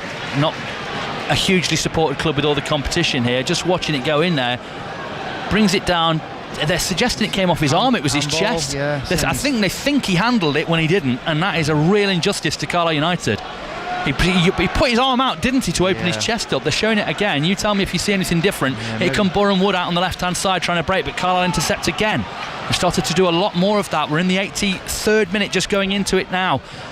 Carlisle have made their changes. Conclark on, Luamba on, Kelly on. Kelly had the ball in the back of the net for a Carlisle lead, but it was ruled out. Down the right, Carlisle looked to come. Williams trying to hold off his man, carried the ball out for a throw-in to Boreham Wood, middle of their half on the left. Yeah, it maybe did hit his hand, but I don't think it's intentional. He's just using leverage. Kelly hairs in and wins the ball back for Carlisle. Gets it to Conclark, plays it square. Linney and Wern in close proximity. Linney running up towards the edge of the area. A little grab at him by their man. Conclark gives it out on that right-hand side to Luamba. Williams back with the defensive work. United trying to get there first. Nearly. If Wern could have got a toe there, he might have been felled for a penalty. I thought he was going to. Good ball forwards again. Feeney out to Wern on the right-hand side. Conclark sends the cross in towards goal. Kelly going after it. Keeper will gather that one under the bar. Poor cross. Good defending by the right-back Clark in the end. Eased him out and tag-teamed with his centre-back. In the Premier League, Bournemouth have taken the lead. It looks like an own goal in their match against Crystal Palace. Carlisle United 1-1 here. Someone's got to push in. And Rush is running at their United back line, slips it out, poor pass. Carlisle will break away. Poor from Rush and Abdul Malik there. And it allows Williams to break forward here for Carlisle. Gives it on to Conclark. Can he really make something happen for Carlisle in these playoffs and become the hero United thought they'd signed when they run the race to get him from Peterborough? Middle of the Boreham Wood half, just slides it to McAdam, can shoot left or right, gives it to Regan Linney, edge of the penalty area, fancies taking on Clark towards that byline, goes past him, can he keep it in play into the middle, cut out by their defence, really composed defending again from Boreham Wood, and they'll clear it away downfield. Hayden under a lot of pressure, wins his header, did well there, probably could have thrown himself down there under that pressure from Rush, but Rush did well the bane of football currently, the tactical timeout. Boreham Wood's goalkeeper sitting himself down. We all know it, whether you're listening on 5 Live Sports Extra, BBC Sounds or BBC Radio Cumbria, we all know what this is.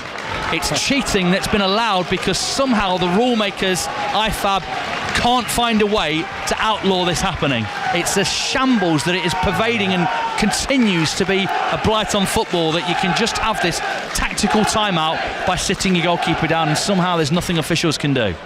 It is, unfortunately. I don't know why it's taken them so long to do something about it. I don't know what the exact answer is, but it's been going on for so long now, and it's basically just a drinks break and a tactical break that needs to be erased from the game for me, because he's up already and it's 30 seconds to 1 minute that I mean, it's dead it seems dead easy that all the things they're talking about, we're seeing it for what it is. If the referee is, pretty sure it's not, well, just make it. If your goalkeeper goes down like that, it's two men off. That would stop it overnight. 2 men off if your goalkeeper goes down like that. Yeah, frustration from Carlisle's bench just in terms of it going on, but Breeze has done it this season at the same time, and we're frustrated there. But they know what they're doing. 2 men off, and just give the referee discretion for if it is genuinely, a goalkeeper's gone up and it's a genuine injury, not to apply it. Yeah, it's all it needs. Shouldn't be that hard to implement.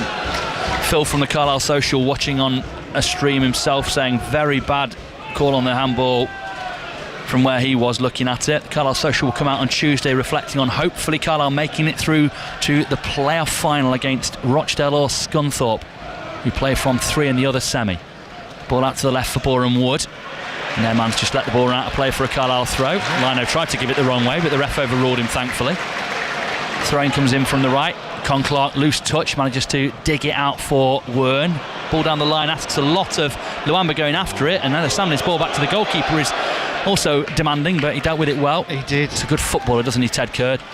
Good nick there from Williams, really gamely going forwards, then bundled over, free kick to Carlisle, and that's the closest Abdul Malik's been to him in this second half. Yeah, both. It's been a good battle. I think Abdul Malik was strong in the first half. He's faded a little bit second half, whether he's feeling the effects of midweek and the lung bursting runs he makes when he goes forward. It's been a good battle.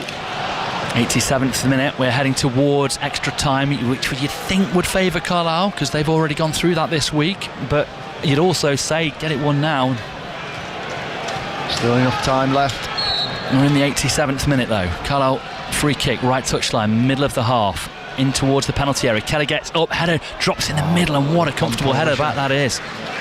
Clark getting up when the ball dropped off the second touch and heading it back to his goalkeeper is really good stuff. You can feel the tension in the stadium just when we were willing the ball in there, and great composure from Clark when it mattered. Just wanted somebody in who he's not spotted to get in there and nick it. Now passing around between their centre halves, Reynolds and Bush, middle of the Boreham Wood half. I think Carlisle would probably rather it be with Reynolds because Bush is the one who starts a lot of their attacks from the back. It's almost been played at a tempo. Just notice Con Clark coming on the pitch that he'll be quite happy with. It's not end to end. It's quite slow in terms of him having to press and stay on his man, and also he's able to get a little bit on the ball when we've got it. Trying to get Clark away down this right hand side for Boreham Wood, and he's not quite managed to keep it in play. Don't quite know why Galvin needed to push him through the corner flag there. I think that was a bit much. I think he felt like he was just going to get in the way of him taking the throw. The two of them resolve it with Galvin holding out the hand and helping him up.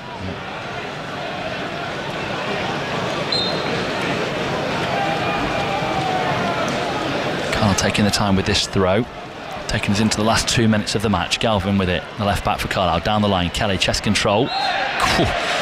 Quite fortunate to get that free kick, Kelly. You think how harsh his goal was ruled out for the merest of touches if it was off the arm.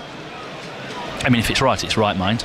If if it did touch the arm. Yeah, it looked like it maybe did, but as I said, you jump with your arms. I don't think it's intentional. Very surprised that he pulled that back when he's let other things go for both sides this afternoon.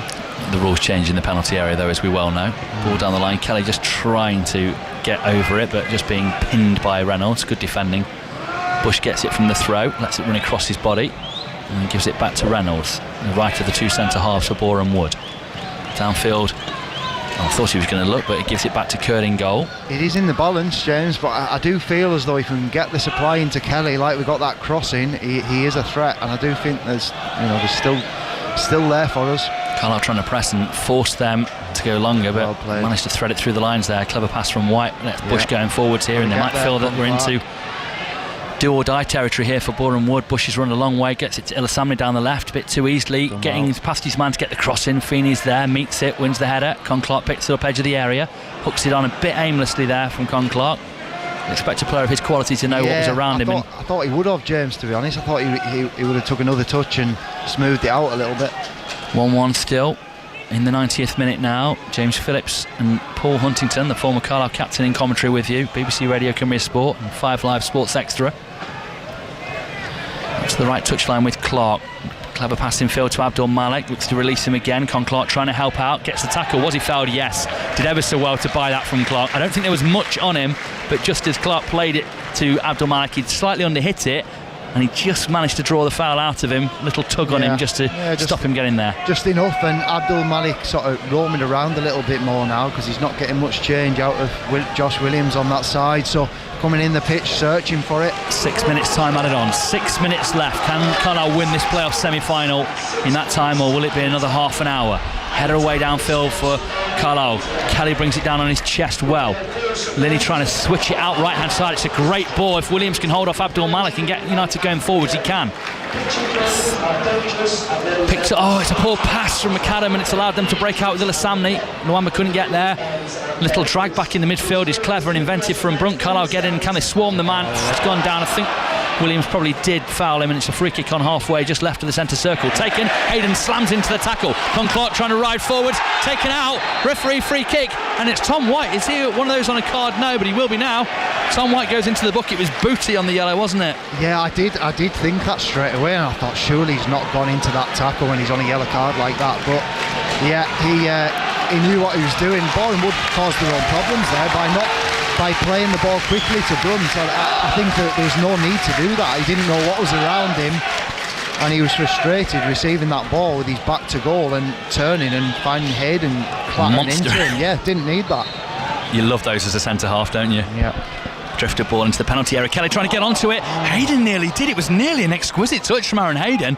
Like crosses are our best hope at the moment, and it causes a bit of mayhem. Con-Clark gathers the ball, furthest man back for Carlisle, drills it out towards the right wing. Kelly looking to flick on for Carlisle, drops, gets his body across his man, can't quite keep hold of it though. Abdul Malik gets the clearance down towards Rush, good chest control from him under pressure from Williams, and he draws the foul out of him. Good work from Rush, to be fair. He's a little man, isn't he, but he plays like he's much bigger than that. It was good hold-up play. I think it was a bit frustrating, but it wasn't a bad foul from Josh Williams. No, not a yellow card one. And then the ping ball from Clark out to the left wings over here. Abdul Malik needs to be twice his height to get onto that one. Just forcing a few passes now, Boreham Wood, whether it's a tired thing or they just need to set things up. That's twice that they've played the ball out. Josh Williams feeling the effects of that lung burst. Kelly was good spot referee, pushed by Bush to allow Reynolds to come over and win the header. I hope he's all right, actually. He's not getting up immediately because he went under the man. It was a bit of an awkward fall, wasn't it? He's just saying, I think maybe a bit winded, not saying it needs a physio, just taking a moment to get back up, and Carlisle can take this free kick and load it. They've noticed that Kelly's winning everything, and so they're having to try and conjure ways to stop him there with blocks and pushes and things. Even Hayden, you've got Feeney, Hayden, Kelly, there seem to be threats when we're getting the ball into the box. Maybe that was the thinking with bringing Reynolds on for Boreham Wood. Yeah, well, for sure, perhaps. I mean, Galvin's over 6 foot, McAdam's well over, Luamba's over 6 foot, both centre halves are. So United suddenly have that aerial advantage. I'd just put this in, float it. Carlisle Till I Die rings around Brunton Park. Great noise on 5 Live Sports Extra and BBC Radio Cumbria Sport. The Cumbrians in voice here at a packed Brunton Park, 13-8-1-4. And the referee's stopping it because there's tugging here between Bush and Hayden on the edge of the area just as the free kick was being taken. Two of them square up. Bush has a little shove into his chest, wants to line up ready to take the free kick again, but that was just as Carlisle were taking it. I mean, why not just give Carlisle the free kick on the edge of the area? It's hardly going to be Hayden fouling Bush, is it? I don't know. I think they were maybe both at it. He's yellow carded both anyway for that pushing, and Bush is saying, come on, me and you, let's have it. Let's have it here now. He's pointing at the floor going, come on. So it'll be interesting. As I said, game very up for it. Yeah, hugging each other. Looking to lift that ball into the penalty area. They've taken it short. Con Clark from the slightly reduced angle in towards goal. Hayden was held again. This drops. Williams with a good take. Has Wern to his left but lifts it forward anyway. Hayden, you can see pulling the shirt. It's so obvious. The first one, Bush had hold of him. He's in his ear now, watch, walking away, and Kelly's just intervened. He's in his ear saying, yeah, what he's saying to Bush, because he was in Hayden's ear as he was running back. But the first one, Bush had hold of Hayden, so they were both at it, and it's funny, isn't it, that the defender gets the one. The first one, Bush had hold of him. I know the ball didn't come, but he's trying to agitate there for a head rush from Hayden, wasn't he? Yeah, who just kept his composure well. On the wind-up, part of the game at times. In the penultimate minute of 6 added on, 94.5, just over. Curd with it at the back. Looks to me like largely Boreham Wood are playing for extra time now, and because I think they feel if anyone's going to get a goal now, it'd be Carlisle. Yeah, but we've gone a bit more direct, and I think we're getting a bit of joy from that. But look how deep Brunt is, lifting that ball over the top, trying to release Richardson down this right-hand side. He's not had a touch yet since I can remember. It's not a bad ball. It's not the prettiest, but it's not the greatest header from Galvin, but gives them an opportunity, and Bush has got a long throw. Probably the last opportunity of the time added on at the end of this 90 here. Bush to take the throw, being booed by Brunton Park. Does have a big throw. Carlisle need to stay switched on here. Their season can end in the next 40 seconds if they don't. Had a good game, Bush. Bush with a throw for Boreham Wood, who are level at 1-1 with Carlisle United here. Taking the time with a throw. In it comes, in towards that near post. Kelly gets up and monsters it away. That takes us into the last 20 seconds, but Bush will send another throw into that United box.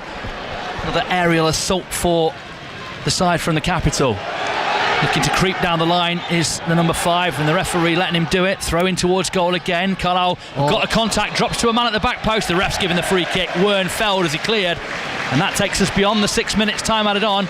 And at the discretion of the referee, it'll be the latest match to go to extra time here, unless the ref thinks that there's more to be done beyond the 6 minutes. That might be the case. The way that both teams are setting up, apart from kind of free kicks and the odd setback, that Carlisle seem to be quite happy, and it's pretty even. That's full time. If you thought you were getting home for Man United versus Liverpool in the Premier League, you'll have to wait. You'll have to maybe watch that one on Match of the Day later, because this one is going to go all the distance. It was 120 minutes on Wednesday for Boreham Wood against Forest Green, and it will be again here in Cumbria.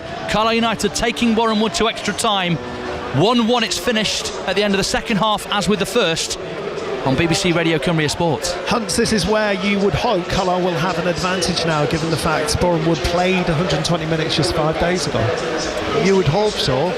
I think they've got a bit of an advantage in that every set play it's causing a few issues for Boreham Wood. I think that both teams is kind of sitting off now. I think that'll suit Carlisle, because I don't think we really press. I think it'll be conservative. Just interesting that Frankie McAvoy's going over to the referee and asking about that handball on Georgie Kelly, because for me, they'll have seen it back on the iPad. The staff watch it back on the replay like we have, and just asking the question why.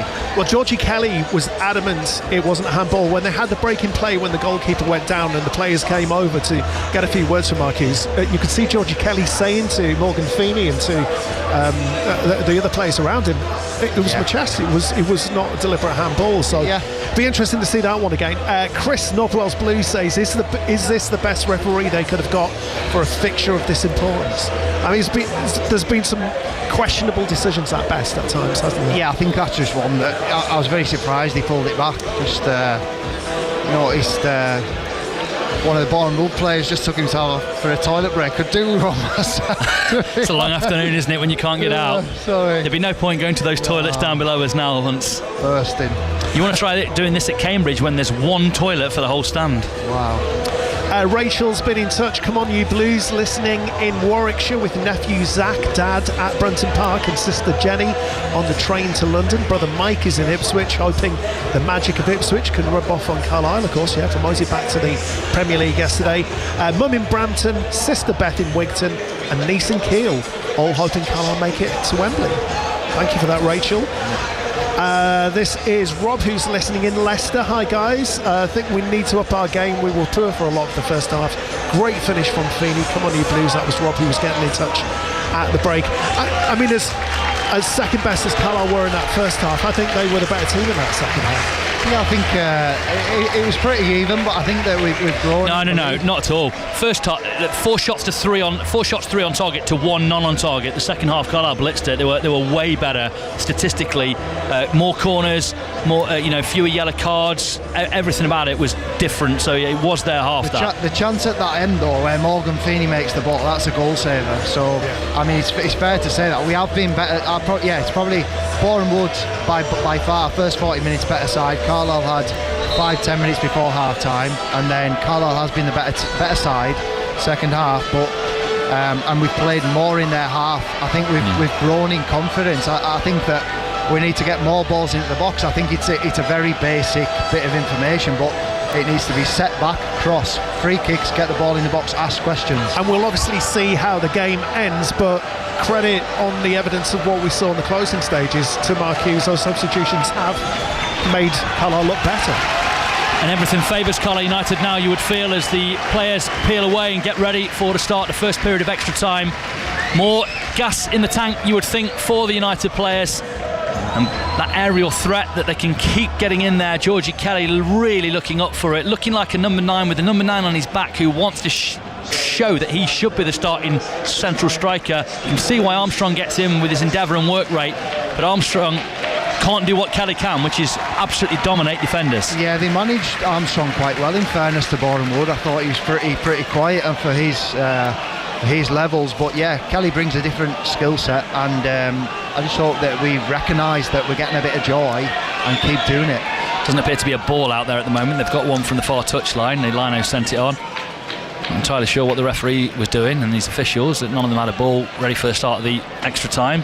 Oh, he just 3 subs at the moment out of the 5 allowed. Yeah, that's right. Yeah. Ready to go. Carlisle get us underway at the start of this first period of extra time.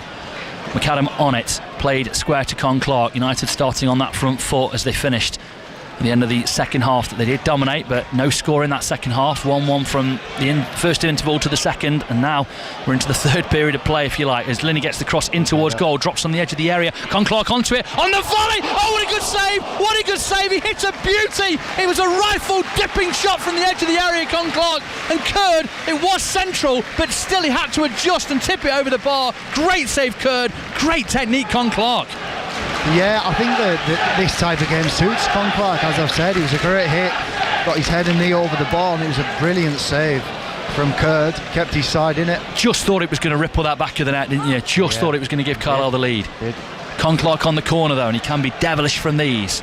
Really need good stuff from him. You can see Kelly being held as the ball goes into that middle of the penalty area, and a header off the defender goes behind for another corner to Carlisle. All sorts of holding in that box. Not going to give that. I think that Mark Hughes and Frankie McAvoy just trying to make the point to the fourth official to watch, but I don't think you're going to get a penalty for that. Luke Garrett staying right out of it as well. He doesn't want to get involved in that conversation because he'll know his players are holding on for dear life in there. It does go on. You can see them holding. Yeah. They're trying to work a train so they can't get in and get tight. It's Kelly, and you can see him in held, and he's gone down, and the referee watches it, and Bush heads away. Surely that's a foul. Wern tries to keep the ball alive in there. Hayden jumped into his man. The referee thought about blowing but didn't. Wern jumps up again and wins it over Brunt. Header on, but they'll manage to clear, and they've got it to Brunt, and there's a mini break on that far side, and Carlisle need to be aware. We're looking over towards this left-hand side, and Abdul Malik, and Richardson was running forwards down the right, although he went in field and just stifled them a little. Over halfway they'll break out to the right hand side. A bit of space. Where's Carlisle's fullback? There's no one getting out there towards the man who gets a free cross in. Hayden repels it. It's Brunt out on that right touchline, and out of play it goes for a throw which will Bush come and take now? He's just telling their man.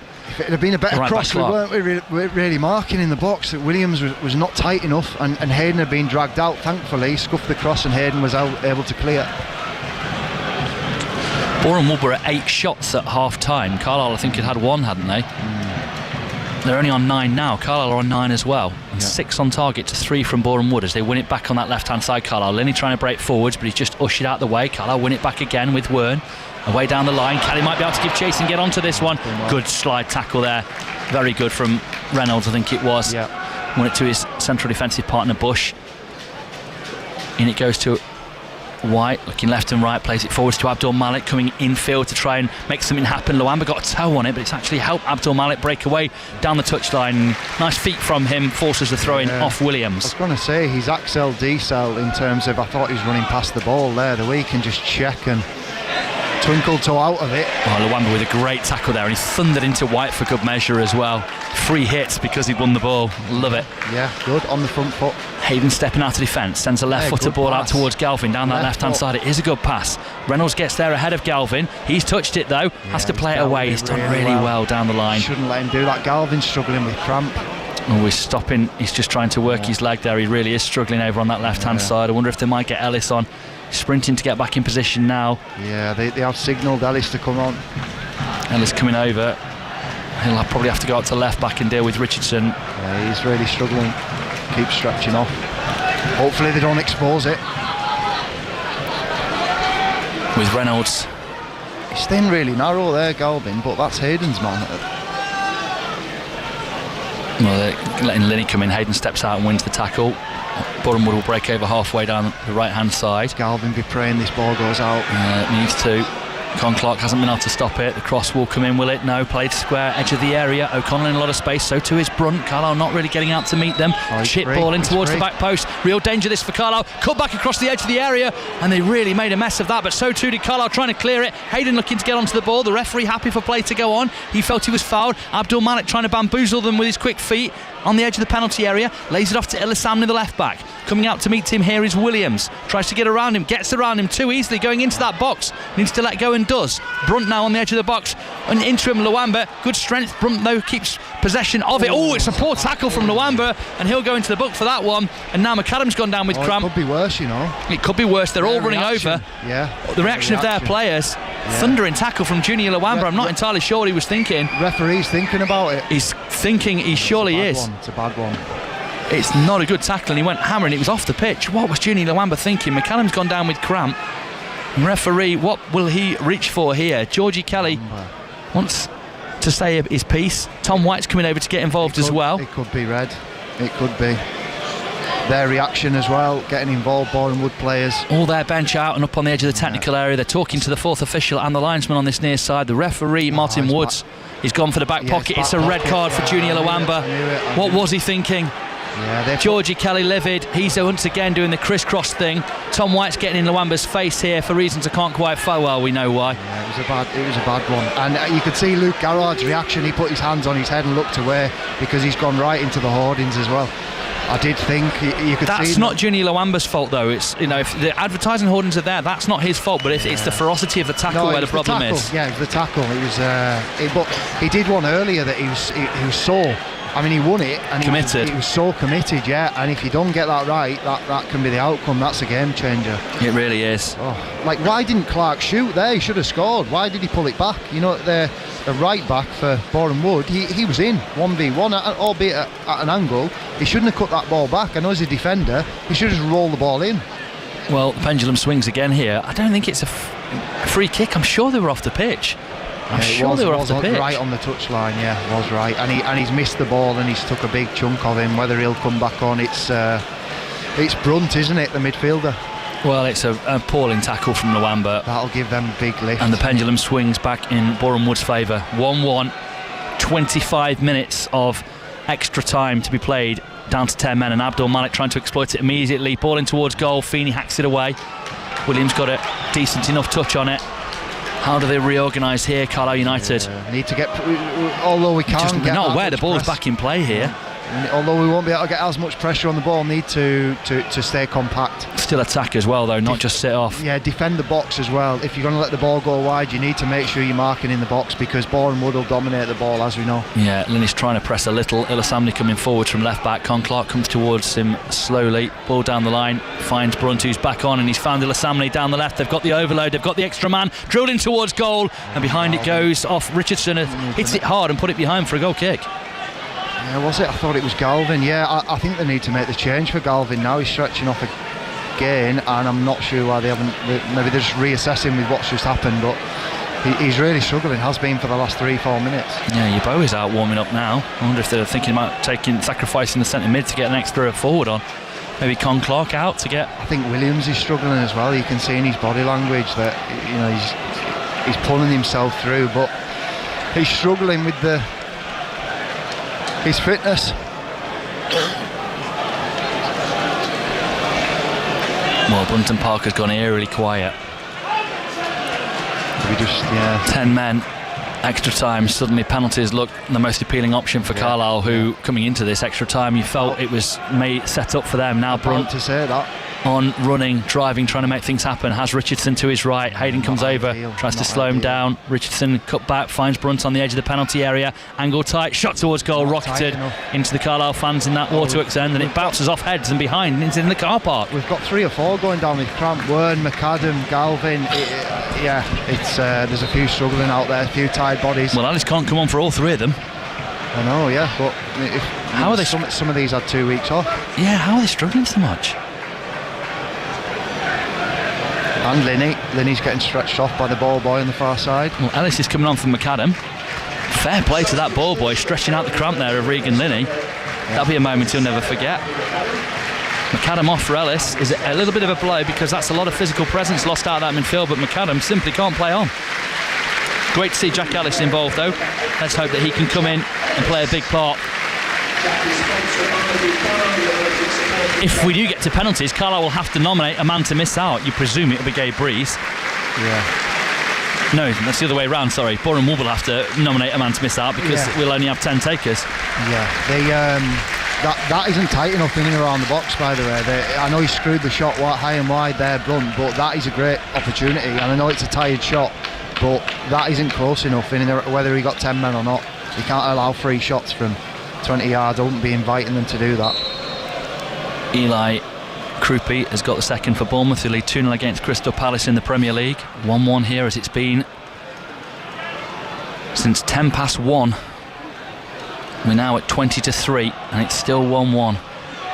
Carlisle United against Boreham Wood in the National League playoff semi-final. 4 a place in that final, which takes one side of the 4 involved still in the playoffs back to the Football League. Sorry, James, you speak about the tiredness from midweek, and Boreham Wood, that'll have just re-energised them for the remainder of this game, and knowing that you're going to have more time on the ball. And it's a peculiarity, isn't it, that the team that played all the football this week haven't had a man go down with cramp. Here they come on the edge of the area, little reverse pass. Carlisle get the free kick. Nice inventive shot there from Brunt, actually, but already behind. Again, Galvin stretching off. Yeah. Williams looking a shadow of what he was earlier in this game. We haven't got the option to change that unless you're putting Ellis over there and rejigging things. Well, they could move Feeney to a full-back position, couldn't they? Played there a lot for Shrewsbury, but it would be a waste to take him out of defence. But if I'm Boreham Wood, I'd be saying, get the ball to the right winger, because Galvin, he's been making noises that he's been struggling for the last 6-7 minutes and looking worse for wear. Every time the ball's down, he's stretching. Another player who Carlisle could have played at full-back was Juni Lawamba, who has played there on occasion for United this season, but he's of course no longer a going concern. Sent off for a reckless tackle, and that'll be the last we see of him, even if Carlisle do make it to Wembley. And he's a loss in many respects, because at Wembley it's another one who would have been very useful to bring on. Yeah, absolutely. No surprise that he got the nod ahead of Ephraim Yeboah. Boreham Wood with it at the back. United just seeing how much they can play for time in this game, as Bush runs Boreham Wood out of defence, rushing forward, plays it square and cross halfway with White, clips it out right hand side to Clark, the right back. Space to go and find the man out on the right. Richardson on in the second half. Lewis Richardson tries to get a man through with Brunt in the area. Breeze smothers and keeps it in play. Good feet from Brunt, but should do better. Ephraim Yeboah is coming on for Carlisle. Now, I wonder who this will be for. Can only think it might be Con Clark. And they'll try and go 4-4-1. Strange kick from Breeze, just giving them possession straight back.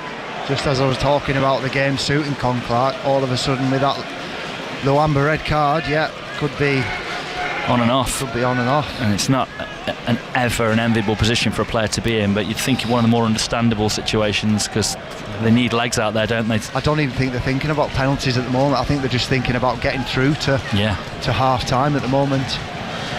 We're in the 13th minute of extra time, 103rd if you like to look at it that way. Ball through, found rush in space, clips it wide. What a massive miss, what a massive chance, a fantastic ball, completely bisected Carlisle United. And how was their 28 goal top scorer so free in between Carlisle's two central defenders? Thankfully he controlled on his right, shot wide on his left. Got to score. It's an unbelievable pass from Bush. Hayden needs to be round on the cover. I know it's tied minds, tied bodies, but there's an electric fence on the edge of your box. You've got to realise if he makes a run in between you and Morgan Finn, you've got to cover across. Far too easy. Got away with another there. That's Brunt and Rush that have missed great opportunities. Can't keep giving them away because we're asking for trouble. It's Wern who's come off to allow United to get Yeboah on another forward. Con Clark so Con Clark centre mid with Ellis. Right. That's a big ask for him in there. Yeah. I like the lad's talent hunts, but that is a big ask for a player whose work rate has often been in question. I agree, totally. Kelly thought he was fouled. The referee says no. The referee might have given that. Maybe credit to him because it would have been soft. Yeah, it would have, but just with what's just happened, I agree, sometimes but they do. Perhaps you give him credit for the fact that he hasn't chosen just to a little even things up. Too easy, wasn't it? Great pass from Bush, but how he find Rush. And they're trying to find that run in behind Carlisle again with Richardson this time. Finds the header to the back post. Carlisle volley away through Linney downfield. Con Clark look just second to it. I'm not sure I'd have made that change. We're not looking the fittest here. No, they're running at Carlisle again. Con Clark comes out to try and slow down his man. I'm entirely sure he did a great deal there. They're just passing through Carlisle at will at the moment, aren't they? Trying to find the little gaps and thread it past. Carlisle are just going to have to do everything on the break. Linney, was he fouled? Free kick given. Well done, Regan Linney. Calvin's really struggling here, and Linney's down as well with cramp as he goes down. That's why I would have, you're saying about, we had a lot of questions about having 2 weeks off, and you'd prefer the rhythm of playing games, even if it's 70 minutes. I know there's still Brunt and Bush for Boreham Wood over on the haunches, but they're looking a lot fitter than we are at the moment. There's a couple of hours looking on the last legs. Yeah, Linney and 3 minutes time added on at the end of this first period of extra time. So it's 18 minutes, just what Carlisle need. Mind you, there was the lengthy red card and a whole host of changes. Just need to get through to half time, get some more energy gels and drinks in us, messages, about how we're going to go about things. If we can't change Galvin, then he's going to have to suck it up.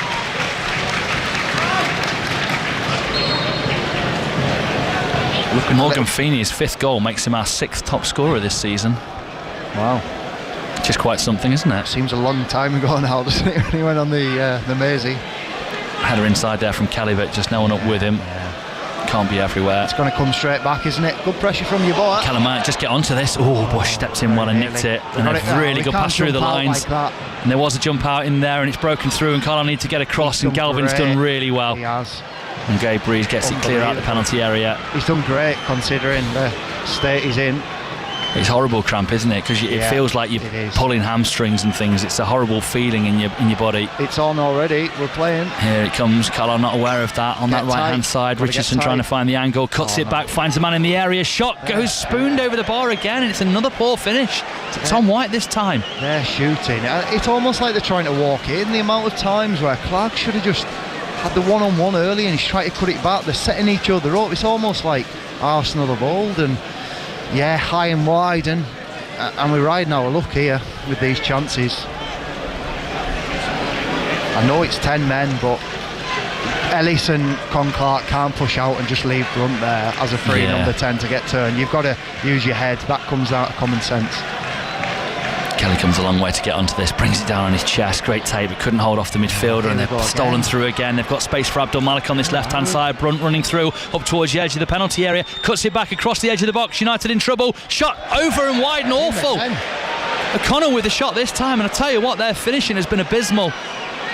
Certainly since the red card, they've created a number of chances, as many as 4 or 5 I think, and they've just spooned so many of them tamely into the waterworks end. I'm saying Morgan Feeney speaking to Kelly, you need to get your voice on Jack Ellis and Con Clark and say stay holding midfield, leave their deeper midfielder, he's not the issue. They shouldn't be able to play through us that easy. Brunt's running the show at the minute, he's got acres of space to pick a shot across, a pass, and it's almost like Boreham would have got too much time. Can Hayden not, I mean, I know this is a radical thought, but can Hayden not step onto Brunt and just leave Feeney one-on-one with their man, because that's where the overload is, because the two of them, we're already a man down and they've got 1-on-2 at our back. At this stage of the game you want to stay compact and stay in your slots. I think the midfielders need to do a better job. Abdul Malik trying to burn away down this left-hand side here against Williams. Yeboah's coming in to help out. Half-time. And the referee decides that is enough, and that is half-time. 15 minutes left now. Bush is down for Boreham Wood as well at the end of that first period of extra time. Morgan Feeney coming in for a chat with Mark Hughes. The players all doing so as well. Gripping drama here. The Luamba wild challenge for a red card has really changed the face of this game, where you really felt that the momentum was with Carlisle and everything was going in their direction. It changed on that loss of composure as he lunged in on Brunt and gave up his shirt. Off the pitch he goes, and that'll be the end of his season. And might it be the end of Carlisle's? 15 minutes to try and negotiate here, and you feel the best hope now is penalties, and of course that's its own lottery. It's times like this, James, that you wish that this pitch wasn't as big as it is, because a few of ours are feeling the pace.